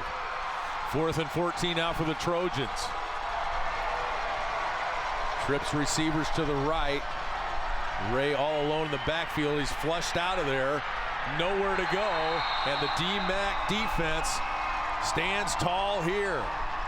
They put the D back in DMACC this season after allowing 31.5 points per game and 38.3 in the 5-win season the year before. They come up with a big stop here. That was a good stop right there by Shields, number 66, only 170 pounds. He's also a wrestler, plays both ways, very aggressive. You can see him fighting off the pressure that the quarterback gets right there, and they're very quick up front. And now they have the ball back with a little counter reverse here. That's Carnicle. He's an interesting story. Jacob Carnicle did not play football last year. Went up to Joe Lindboom in the offseason and said, I want to play football my senior year. And Coach Lindboom says, you know, I'm not really into that. Maybe he'll be a third teamer, but boy, he's picked up the offense, reads blocks well, and really had a great season in his only season as a DMACC chief. Well, I'm also sure that probably Coach said when he realized that he was a track man, that he, yeah, we could use a little more speed out on the edges. So, yeah, come on out so you can compliment Reese on the inside. 300 hurdles. I mean, how good is that? Hurdle defenders, right? He's had a good year, 850 yards, 9 touchdowns coming in. And then you get a look at Jared Reese, the All-Stater, the all-time leading rusher at DMACC, a great football program out of the Heart of Illinois Conference. Not much room there on 3rd down, but maybe enough for the first. Second and third effort might have got him over the edge there. And that's exactly what it was second and third effort, because he was really stopped at the line of scrimmage. Well, one of the guys on the chain crew already moved the first down indicator. It was a first down for DMACC, leading 14-7 here. 20 seniors on this DMACC squad this year. Preston Lester in motion. Now it's Baker rolling right, pointing downfield. He's got room to run. He's got a first down and more. Flags on the play as Derek Baker takes it across midfield to the 45. That's usually in the area of holding. That's all coming back. Good job by Baker there, using his feet to direct traffic down the field, but it's all going to come back. We've had a lot of big plays negated by penalties in this game and the first ball game. Holding offense, number 49, 10-yard penalty, Replay first down. Pretty heady run, though, by the senior, Derek Baker. Very much so. Here's a look at Joe Lindboom. He's been to the state championship game before as an assistant with Aledo and Cully Walter back in '98, an assistant at Alexis United in '04.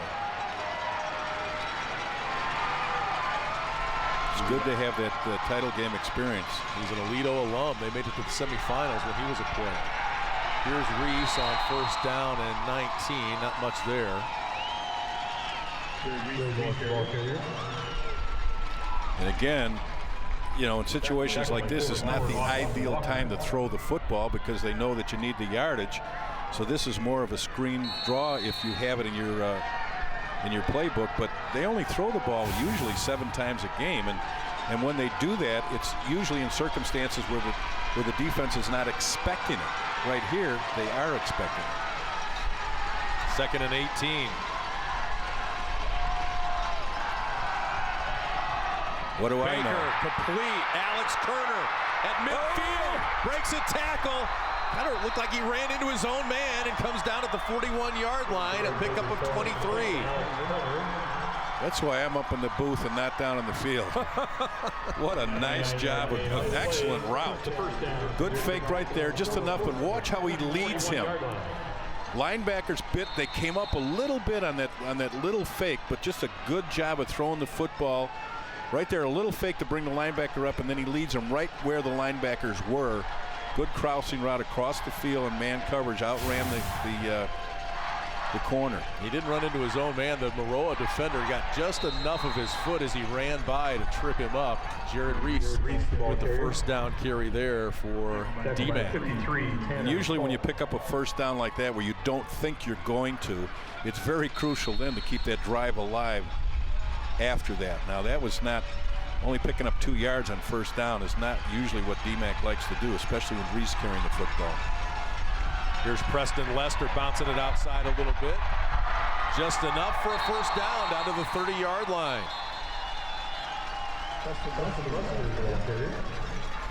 Reese complements that offense so much because it opens up everything for the other backs.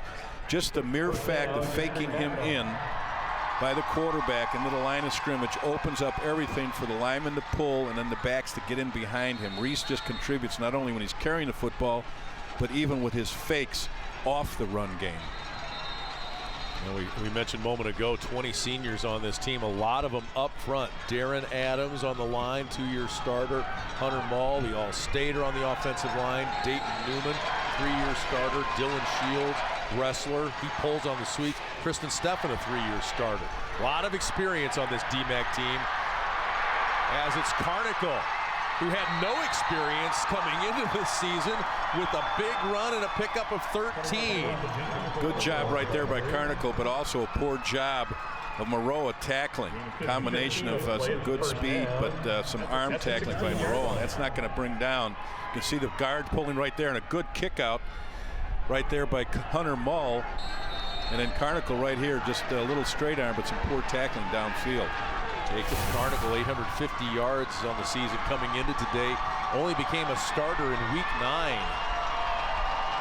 We mentioned this is his first year of football. Playing for a state title today, Jared Reese with some hard-fought yards up the middle. Again, that's the threat of an outstanding fullback, be able to pound that ball up inside, especially on first down, and get 4 yards for you. 4 yards, second down, and 6 at the 12-yard line. 2nd and 6 from the 12 for DMACC, a 14-7 lead. A big series here. Lester able to get outside, inside the 5, all the way down to the 2-yard line. A pickup of 10 for Preston Lester.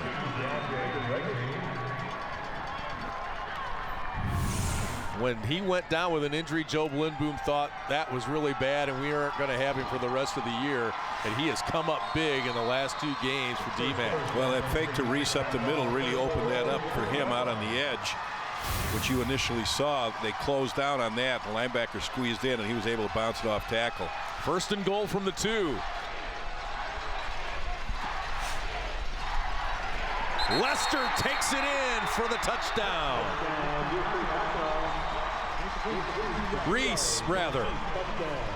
Reese with his second touchdown of the day. I saw number 49 and I saw Reese and I said Lester. Jared Reese, his second touchdown of the game, and he makes it a 20-7 ball game. Now you saw the left guard pull right there, and that's what they like to do. They like to get the guard out in front of him, but he actually ran underneath the guard and pounded it up inside into the end zone. But an outstanding job in this entire drive by the front five of D Creek with Adams, Mall, Newman, Shields, and Steffen. You got to have a front five that can move the football, and that's what they do.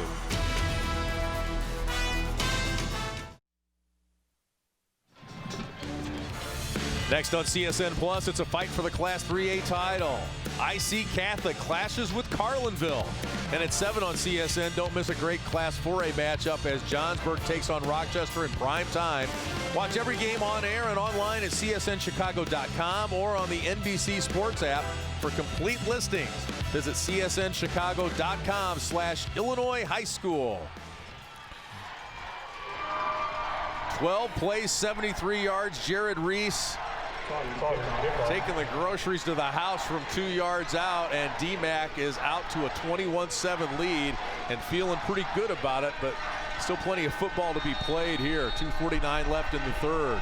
And that's what a good offense does when you run out of the wing tees. Control the clock, control time of possession, and yardage. DeAndre Gregory, a nice return there, about 21 yards.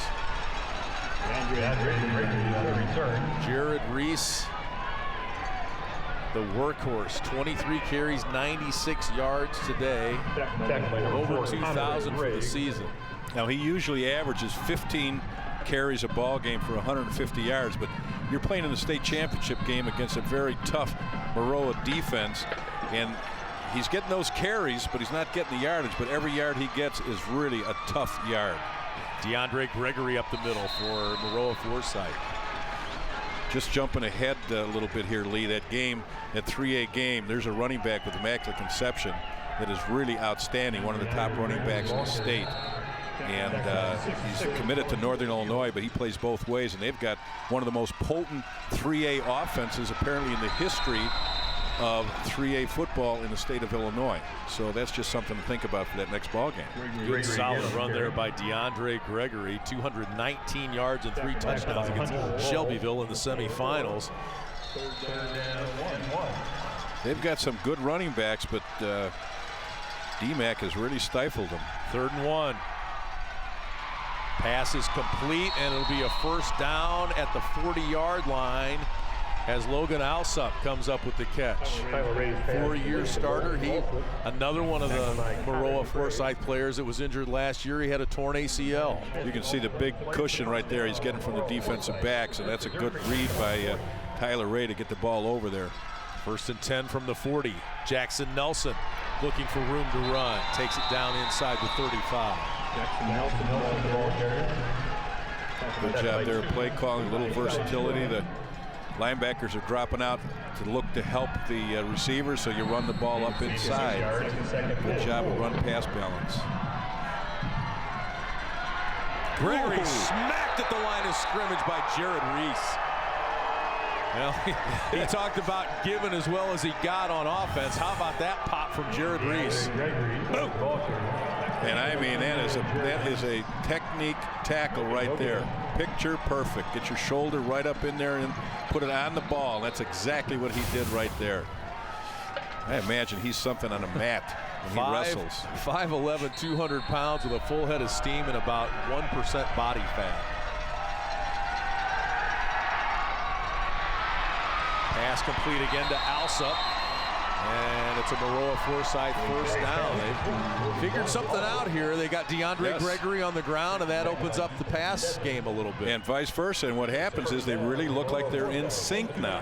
Alsop limping to the side. He's going to stay in there, though. We mentioned he had that torn ACL a year ago. Final minute, 3rd quarter. Jackson Nelson looking for the corner. He gets around it and forced out of bounds right at the first down marker at the 12-yard line. He's really got good speed on the edges there. I mean, he's got a little limp to him right there too. Man, they were walking wounded a year ago, and now Alsop is on the sideline. First down. Looks like he's favoring an ankle. First and 10 for the Trojans, trailing 21-7, final minute, third quarter. Best looking drive they've had all afternoon. Here's Gregory. Not much room there. Christian Smith in on the stop. Team leader in sacks with a tackle at the line of scrimmage. It looks like it's going to be a bigger run than it really is when he first gets past the line of scrimmage, but then the linebackers really squeeze and close down and take everything away. 2nd and 9. Pump fake, throws for the end zone, incomplete. Camboline, the junior, was the intended receiver. Good job right there for him to get rid of that football. He had people right in his face on that double pump fake to the middle. Clock stops with 15 seconds left. This will be the 10th play of the drive for Maroa. Out of the Sangamo Conference.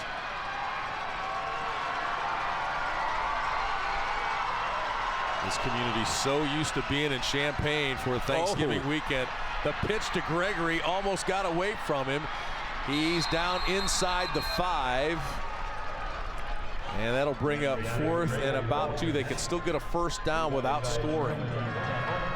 Now, if they were to score on this particular drive and this particular series, you look back on that play right there, because that ball very well could have been a fumble. Good job right there of an athlete making a play. 3 quarters in the books. It's DMACC, a 21-7 lead with Maroa Forsyth knocking on the door.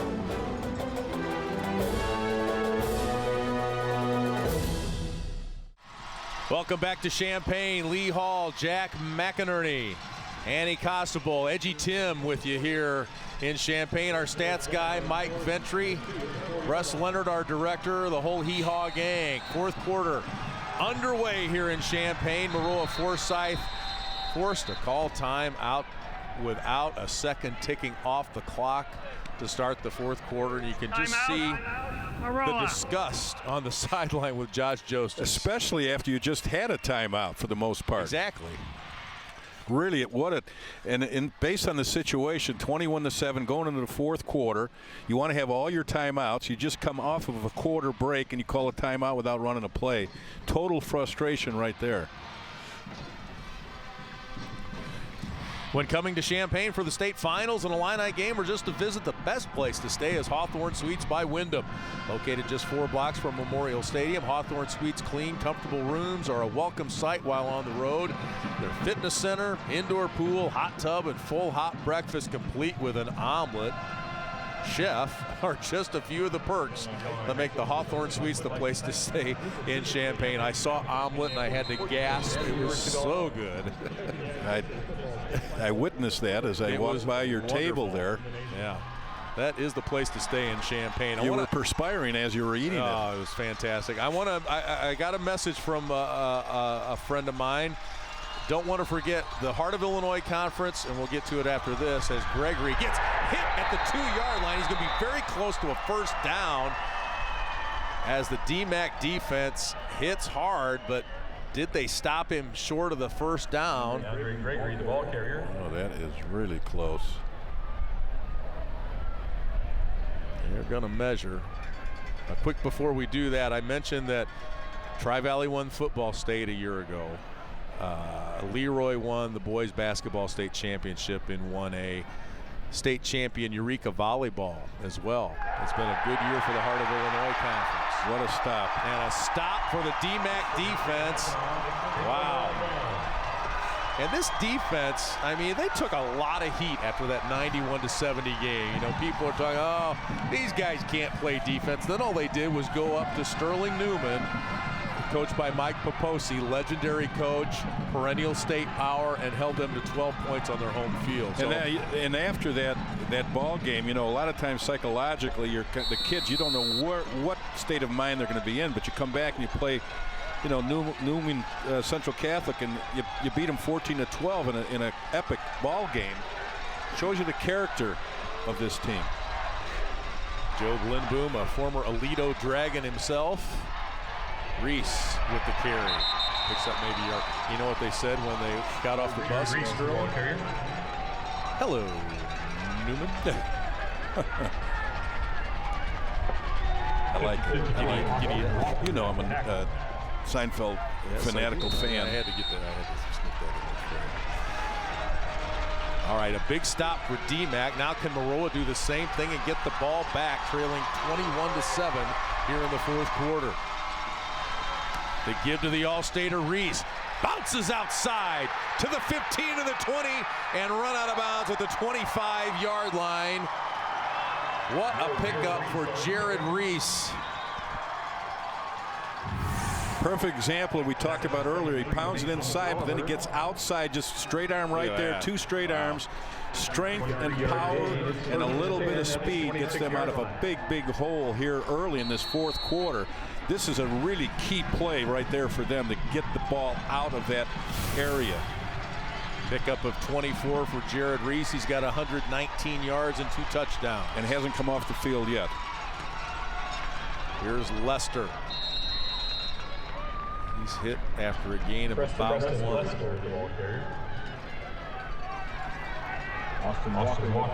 This is the first DMACC team to go to back-to-back 2A quarterfinals, and it's a storied program in Central Illinois. Jim McDonald took the team to the '87 state championship game.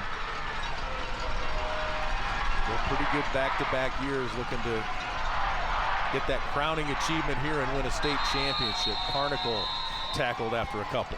Well, they had a good year last year at 9-3. I mean, that's a really good year for anybody, but it wasn't good enough for them, and they wanted to get back here, and this certainly is the group that has done that for them. Well, and they talked about defense, and you know, you throw that 70-point game out of there, and Joe Lindboom will tell you it was a priority in the offseason. We had to improve our defense.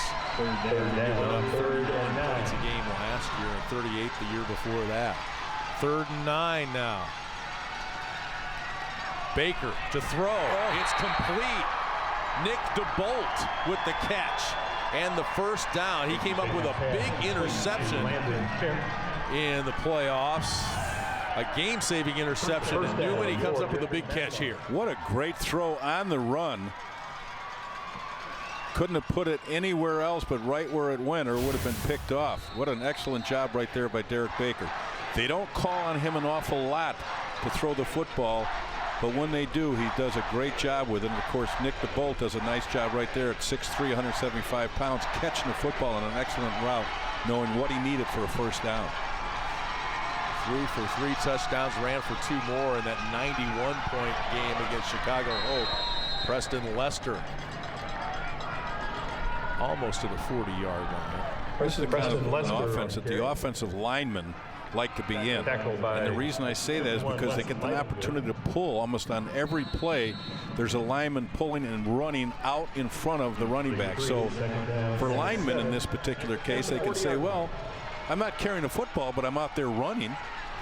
So, I mean, it's a combination of good, it's positive thinking for an offensive lineman. And Joe Lindboom talked about how his offense does a lot of that, pulling and trapping, and that could be detrimental to a team with better speed defensively, like Maroa Forsyth. They get to the wrong spot fast. Exactly, and that was a perfect example right there. That was a trap.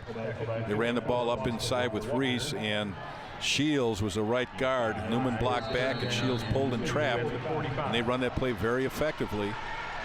And the thing is, sometimes you got one guard or one side of the line that does something better than the other as far as trapping or pass blocking or whatever. But in this case, all 5 of those guys, Adams, Mull, Newman, Shields, and Steffen, do it equally well. Pass blocking when it comes to the play action pass, but also pulling in the run game. And yes, you saw Joe Lindboom calling his own plays. He's the offensive coordinator. see a flag, but we're going to have a chat. Prior to the snap, all start, 59 offense. 5 yards, 3rd down. An error by an all-stater, Hunter Mull, who again, much like Reese, has not come off the field and has been a catalyst for both offense and defense. Good job right there. Good shot of Hunter Mull, who's also an all-stater and a great wrestler. 3rd and 7 as DMACC tries to hang on to the ball here, run a little clock with a 21-7 lead. Reese brought down well short of the 1st down, and DMACC will have to kick it away here, up 21-7 with 8:33 to play. That's a good, safe way to run the clock by running Reese, because he has the ability to pick up 5, but he also has the ability to pick up 25. Weston Souter back out there. We saw him with a 53-yard punt in the 3rd quarter. Good snap. A lot of pressure. They almost got to him. He gets it away, and it takes a DMACC bounce down inside the 15-yard line. And Weston Souter, a big weapon. He gets a 40-yard punt there and pins Maroa Forsyth in the shadow of their own goal. Well, Maroa looked good in the 3rd quarter with their offense, more so certainly than they did in the 1st half. But you know, you're looking at 7:55 left on the clock, and they get a good drive going, but then all of a sudden DMACC comes up and makes a stop. There's a mistake somewhere along the line, so we'll see what happens here. Maroa's going to have to certainly score on this drive if they want to get back in the ball game. Nice slant completion there. Max Davenport with the catch. That is so much more difficult than most people realize, that particular slant route, to get it in between the corner and the linebacker in that little dead spot in there. Great delivery, but it has to be a good route under control. Tyler Ray picked off.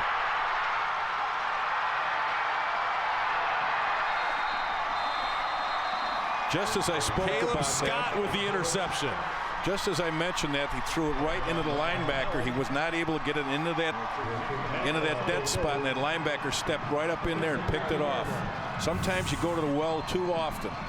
Right there, he tried to get rid of it. You could see it was going to be a slant route. The linebacker stepped underneath it. It was successful on the first play. Second play, didn't work. Caleb Scott, 5'8", 175-pound junior, second on the team in tackles with a big takeaway there. It's the second interception of the day for Tyler Ray. And that was a real good read of that particular route by the linebacker, Scott.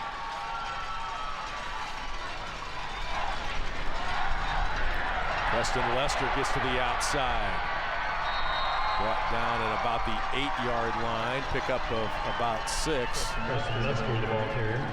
The 2nd and 4 for the Chiefs. Now that 6-yard gain doesn't seem like an awful lot, but what it does is it opens up the middle for Reese when they're running the trap and running the power inside between the tackles. By able to get out on the perimeter, that has to loosen up the secondary, because they don't spread them out with this formation. You have to spread them out by your play calling, and that's exactly what they've done.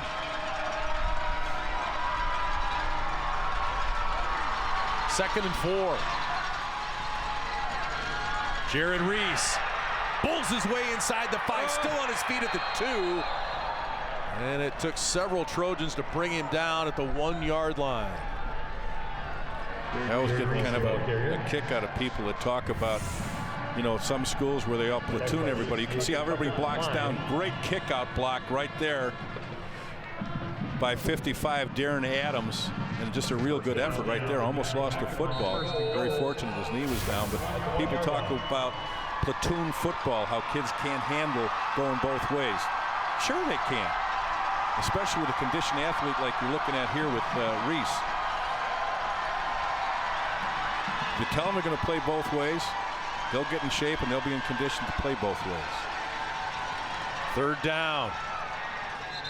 Derek Baker keeps it himself. He appears to be short. And we'll bring up 4th and goal for the Chiefs, up 21-7. You know, it's a big advantage, Lee, when you're in this kind of a, basically for the most part, this offense is a red zone goal line offense. You don't have to change anything because this is the type of plays that you run. You're in tight, your quarterback's under center. It truly is 1 yard to gain rather than being in a spread formation, and it's 7 yards to gain. Baker keeps it again. No, doesn't get the call. Can't get much closer than that. Now, right now, that offensive line is saying, we're going to get you in the end zone. Watch the surge right here. You can see how close they're going underneath. Usually what happens is the defensive people try and go underneath the offensive lineman's feet to take the surge away. Right there, you saw the offensive lineman trying to take the feet away from the defensive player. 3rd and goal. Here's Reese. 3rd touchdown of the game for Jared Reese. And it's a commanding DMACC lead here now. It really is. And of course, he ran to the left side in behind Hunter Mull. But there's the big surge we're talking about the offensive line being into the end zone. Darren Adams, number 55, and Hunter Mull, 59. Newman, Shields, and Steffen, great job right there on that drive by the offensive line, along with the running backs and skilled people. Weston Souter out of the hole of Alex Kerner. And it's good, and Souter perfect on all 4 point afters today. And it's DMACC up 28-7 as they go for their first football state championship. Jared Reese leading the way for the Chiefs.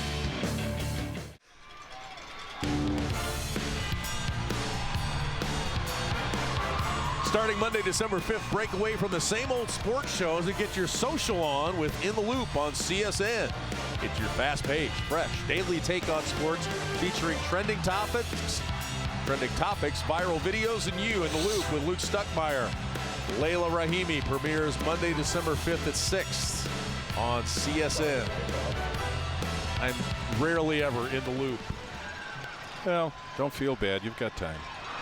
Not much.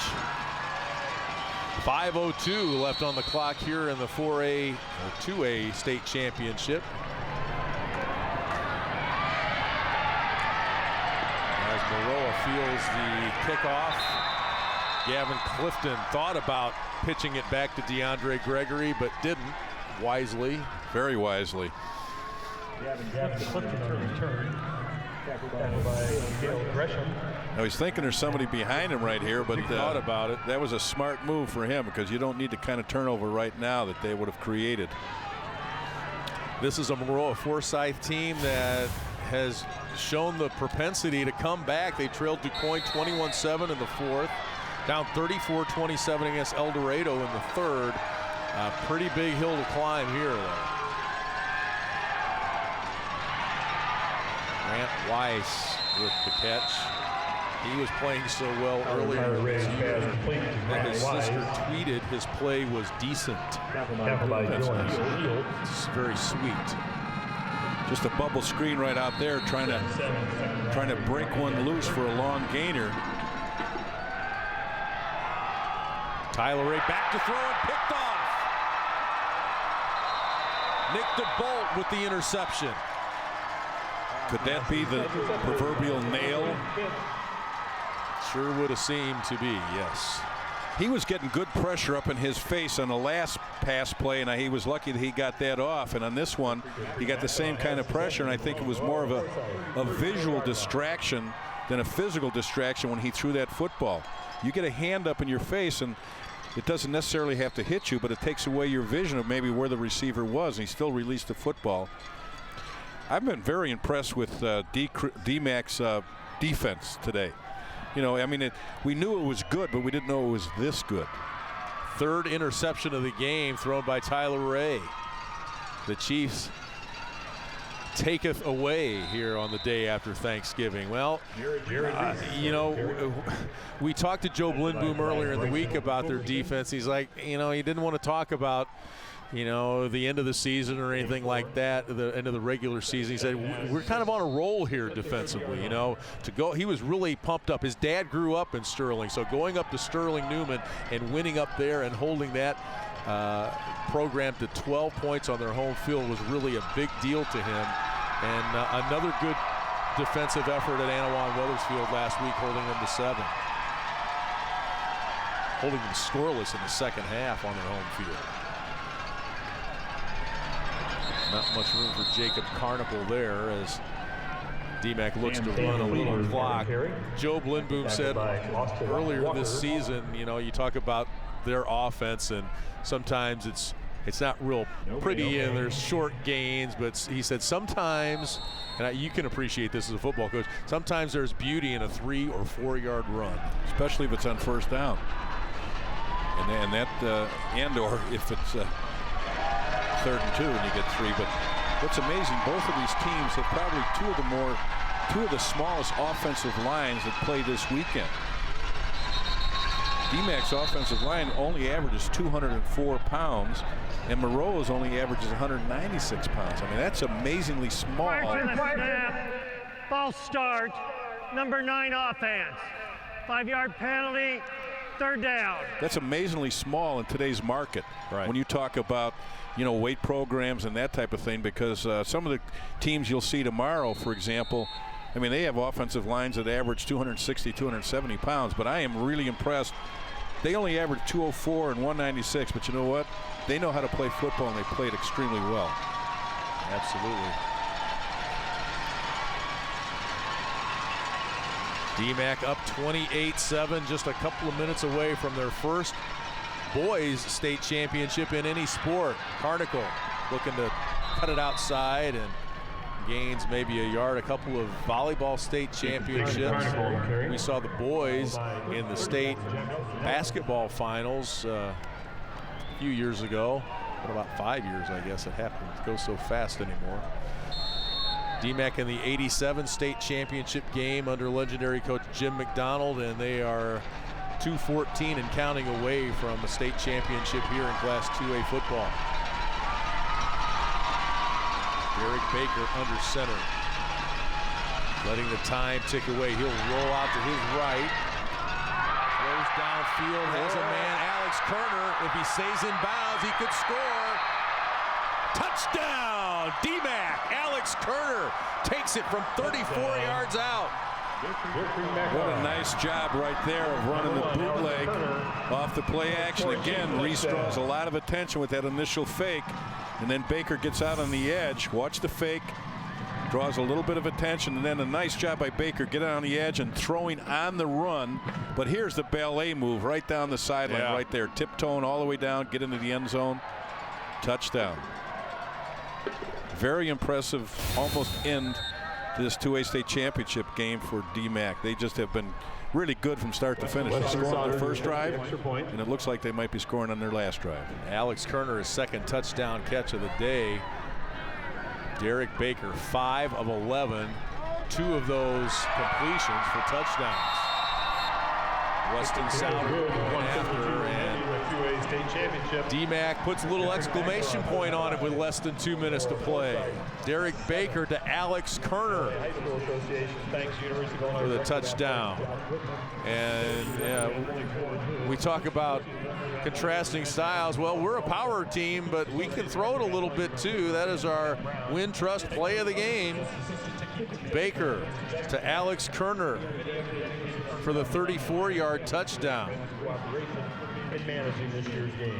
And much like our 1A game, it was kind of tight for a while. DMACC has run away with things here in the second half. They have, because they've developed great confidence, but the whole involvement of the game has been line play.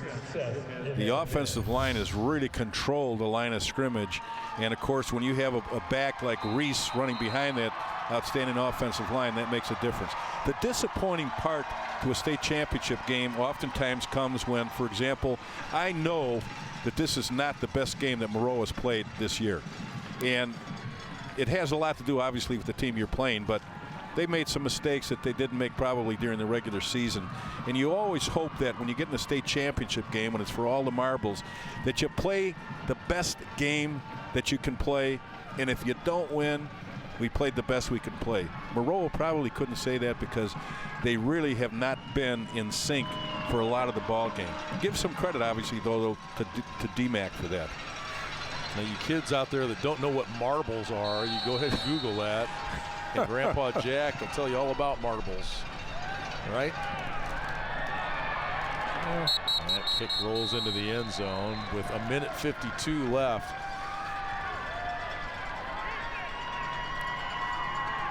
Kickoff goes into the end zone. Well, this will be a chance for some of the players to be getting in the ball game here. 20-yard line.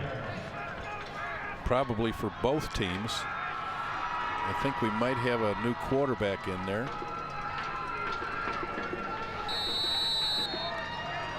I think we got a whole new group in there, as a matter of fact. Josh Joseph's the winningest coach at Maroa Forsyth, and this day has not gone like he'd like, but it's another state trophy, a second place finish for the Trojans, and a lot of people will trade places to get that opportunity.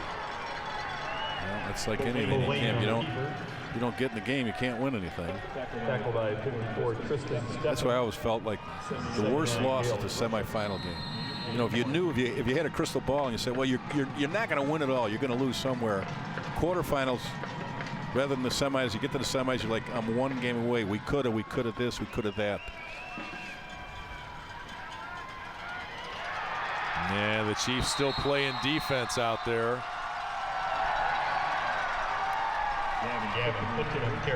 Gail Gresham, 6'2" junior, with the defensive stop there. And no surprise there, our Country Financial Player of the Game, Jared Reese, the two-time All-Stater, the all-time leading rusher in DMACC history. 30 carries, 139 yards, 3 touchdowns, and the senior helping lead DMACC to their first state championship, and it's less than a minute away.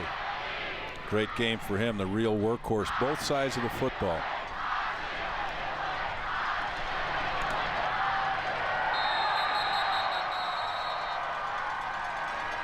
This DMACC defense. You look at, if you take away again that kind of oddball game against Chicago Hope, it was an impressive defensive year for Joe Lindboom's squad. And you can see Bobby Kellum, the linebacker coach, next to him. He played on that 87 state runner-up. He's given this team a lot of insight all year as to what it would be like to play in a state championship game. And not only did they play in it, they won it. The DMACC Chiefs, your 2A state champions.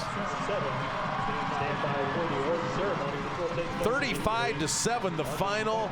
The Chiefs scored 21 unanswered points in the second half, holding Maroa Forsyth to just 7 points. A team that had scored 555 points on the season coming into today, and you can't say enough about the DMACC defense really today, Jack. With 3 interceptions and doing a great job today. Well, the combination of the interceptions had a lot to do with the pressure that the defensive line obviously was putting on the quarterback, but they played really well on both sides of the football. And keep in mind, quite a few players played both ways. So you're looking at some players playing on both offense and defense that had great games on both sides of the ball. You talk about a combination of great athletes and tremendous stamina. And that goes for both teams, had several players playing both ways. But DMACC really came in and played an outstanding ball game today, no doubt about it. 139 yards for Jared Reese, 245 yards on the ground for DMACC. Deer Creek, Mackinaw, just east of Morton, and they are going to celebrate a state championship. 35-7 the final. We'll have the award ceremony coming up.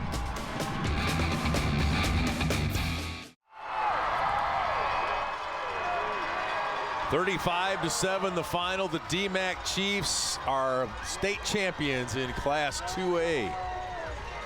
An impressive performance by those young men today against a very good Maroa Forsyth program. Jared Reese just, boy, he's a pretty tough guy to stop, isn't he? Oh, he's impressive. He is really impressive. What I like about him is the fact that he plays both ways, plays the toughest positions, plays fullback in an offense that is dominated by the fullback, and then defensively plays inside linebacker. And he made some outstanding plays out on the edge, not plays that came directly at him defensively, but plays where he had to run to make plays out on the edges. Let's go to Edgy Tim. Edgy, you know, a lot of time, you know, it's a big state. People get all-state recognition, and sometimes you wonder, are they really as good as their accolades? Jared Reese, thanks to that DMACC offensive line, every bit as good as promised. Yeah, Lee, I tell you what, you just talk about a kid that just performed on a stage, and you guys referenced the fact that kid never leaves the field, and he's a guy that on both sides of the ball kind of sets that physicality and it carries over. And, you know, again, there's a kid that I think definitely helped himself, probably in the eyes of probably several colleges today. This is a team that lost in week 9 of the regular season to Tri-Valley, the defending state champs, and they went toe-to-toe with the Vikings and lost on the one of the last plays of the game. But they kind of reinvigorated them, and they knew they could make a run in the postseason. Wanted to see Tri-Valley. They didn't see Tri-Valley. They got back to the state championship though, and take home a state title here today. Just a big tip of the hat to the Heart of Illinois Conference. They play some awfully good football in that conference. Yeah, Lee, there's no doubt about it. And what really impressed me, you know, we talk about, you know, the size and Reese, but how about the secondary for DMACC? I mean, I thought they really hung. We questioned it coming into the game, and I think they answered all the questions today. Absolutely. And, you know, Joe Blindboom through the week talked about the DMACC defense and how they thought they were really hitting their stride. And, you know, after that 91-70 game, you look at what they did. Again, I mentioned it during the broadcast, to win at Sterling Newman and hold the Comets to 12 points at home, and then to win at Anawan Weathersfield and hold them scoreless in the second half. That, you know, you kind of got an inkling that you know, it wasn't a mistake that these guys could play defense, and they showed it here today. Yeah, it's, you know, and it sounds very cliche, but it's an absolute truth. It's a journey, and you know, good teams learn, and you never want a bad loss. You know, the loss to Tri-Valley. It's week 9, and you know, from a momentum standpoint, it's not a good thing. But bottom line, you learn from it, and they obviously have learned from kind of the rough patches they hit during the season.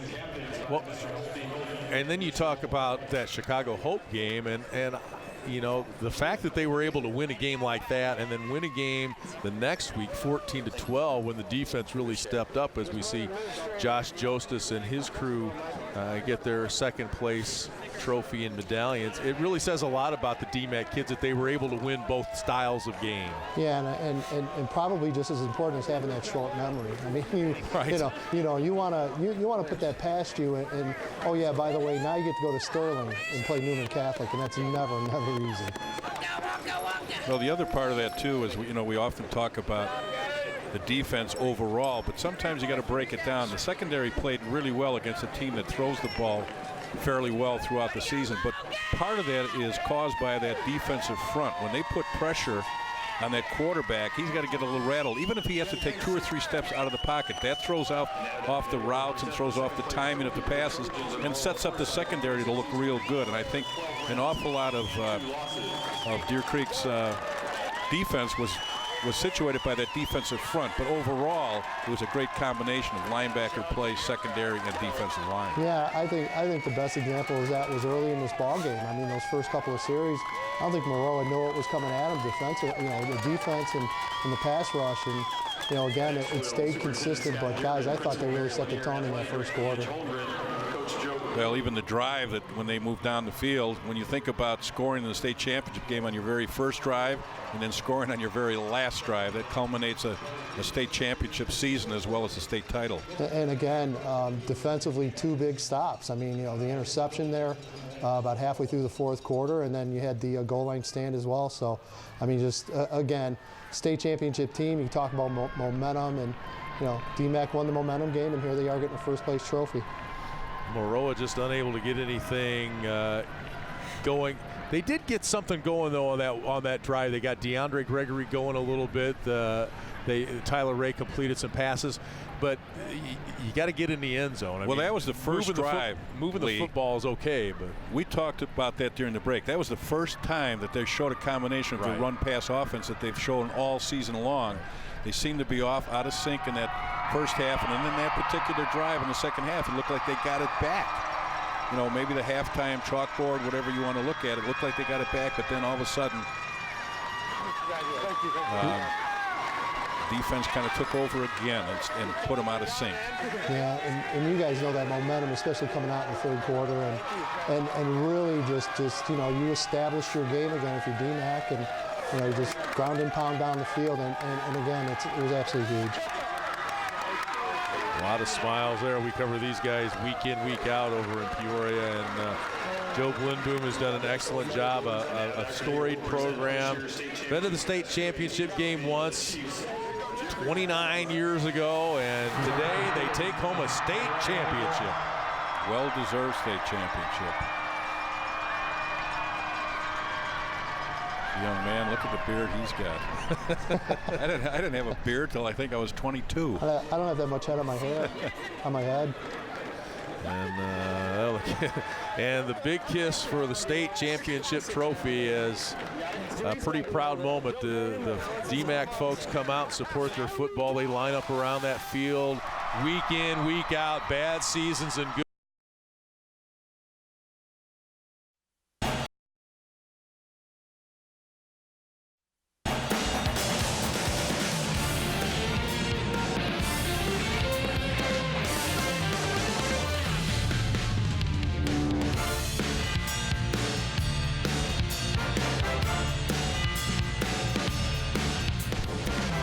For those of you just joining us, welcome. For those of you who have been with us all day, welcome back to Champaign, Illinois. We are here in Memorial Stadium for the 2016 football championship action. We saw a dynamic game between Forsyth and St. Teresa. We have another one coming up between DMACC and Maroa. Two contrasting styles. One's a run game, one produces a run game, the other a strong passing game. What can we expect in this next matchup, Eddie? You know, I kind of call this the DMACC trucks against the Maroa Airlines. I mean, you got a team in Maroa, or I'm sorry, a team in DMACC wants to run the ball. That's what they do. A terrific ground game. Jared Reese, a name to watch, and then Jared Reese's game there. Well, you know, you feed the big horse in a big time, and that's what Jared Reese did here today. I mean, he absolutely just set the tone. I'm a big believer in setting the tone, and especially we talked early on the first two series in that first quarter in particular, him running the ball. I mean, he's such a powerful, good feet, good balance, and boy, he just you need an army to bring him down. Even when you tackle him, he's still falling forward for a couple of 2-3 yards, and even defensively too. You know, DMACC, a lot of kids going both ways, including Jared Reese. Jared Reese didn't look tired at all. Looked like he could go out and play another quarter if he needed to. Finished the game with 3 touchdowns, 139 yards, an interception. The kid did it all today, and he really helped change the momentum from the first half of the game in the second half to stay in their favor. Well, he did, and you know, we all talked about the Maroa passing game into this ball game, and it was almost non-existent for most of this game. And again, you talk about just how solid and how physical and just, you know, I mean, they really laid the wood, DMACC did, when it needed, and you know, it was tough. Maroa just wasn't able to put anything consistently together, which led into the defense and the turnovers. And when you're turning the ball over the way they were, the interceptions they were throwing, what does that do to the mental game for them? Because they never got it going, and it definitely was because of their interception. Yeah, it's deflating. I mean, you have a spread offense, and the mentality is you're going to score every time you touch the ball, which is every offense, but especially with the spread. You're looking for, you know, be able to get multiple points and yards in a hurry. You just weren't able to get those points and yards in a hurry today. Definitely, and on the opposing end, their defense, their game plan was to stop Jared Reese, and they were not able to do it. No one could stop the kid. And to be fair, you know, Maroa had a really nice backfield. It was much more than just Jared Reese. But again, the big horse got going, he got moving. So what do? You keep giving him the ball. Good things happen. Definitely happened today. first place. Well, it was definitely an exciting performance from DMACC. We will be standing by with the coach after this break. Keep it here. This is Comcast Sportsnet.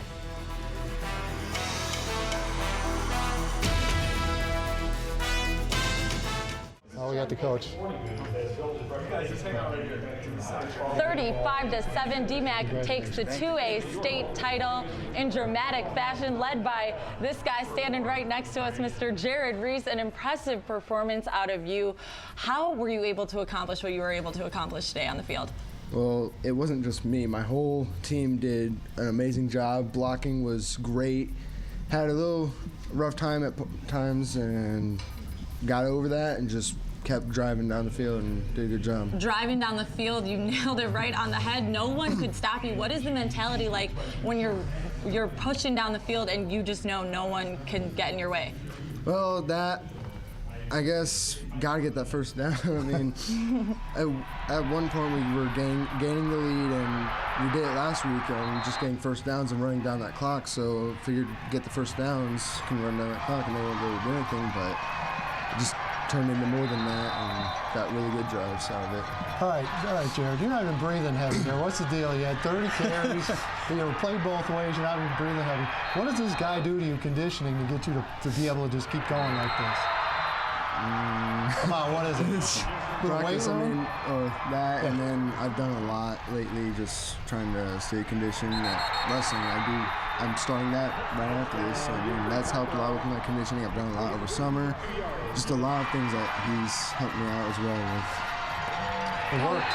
Coach, going into halftime, you talked about a few errors, a few sloppy plays. What did you tell your team at the half? Because you guys came into the third quarter and you never gave the momentum back. Yeah, well, it was really similar to our semifinal game last week, kind of a similar situation.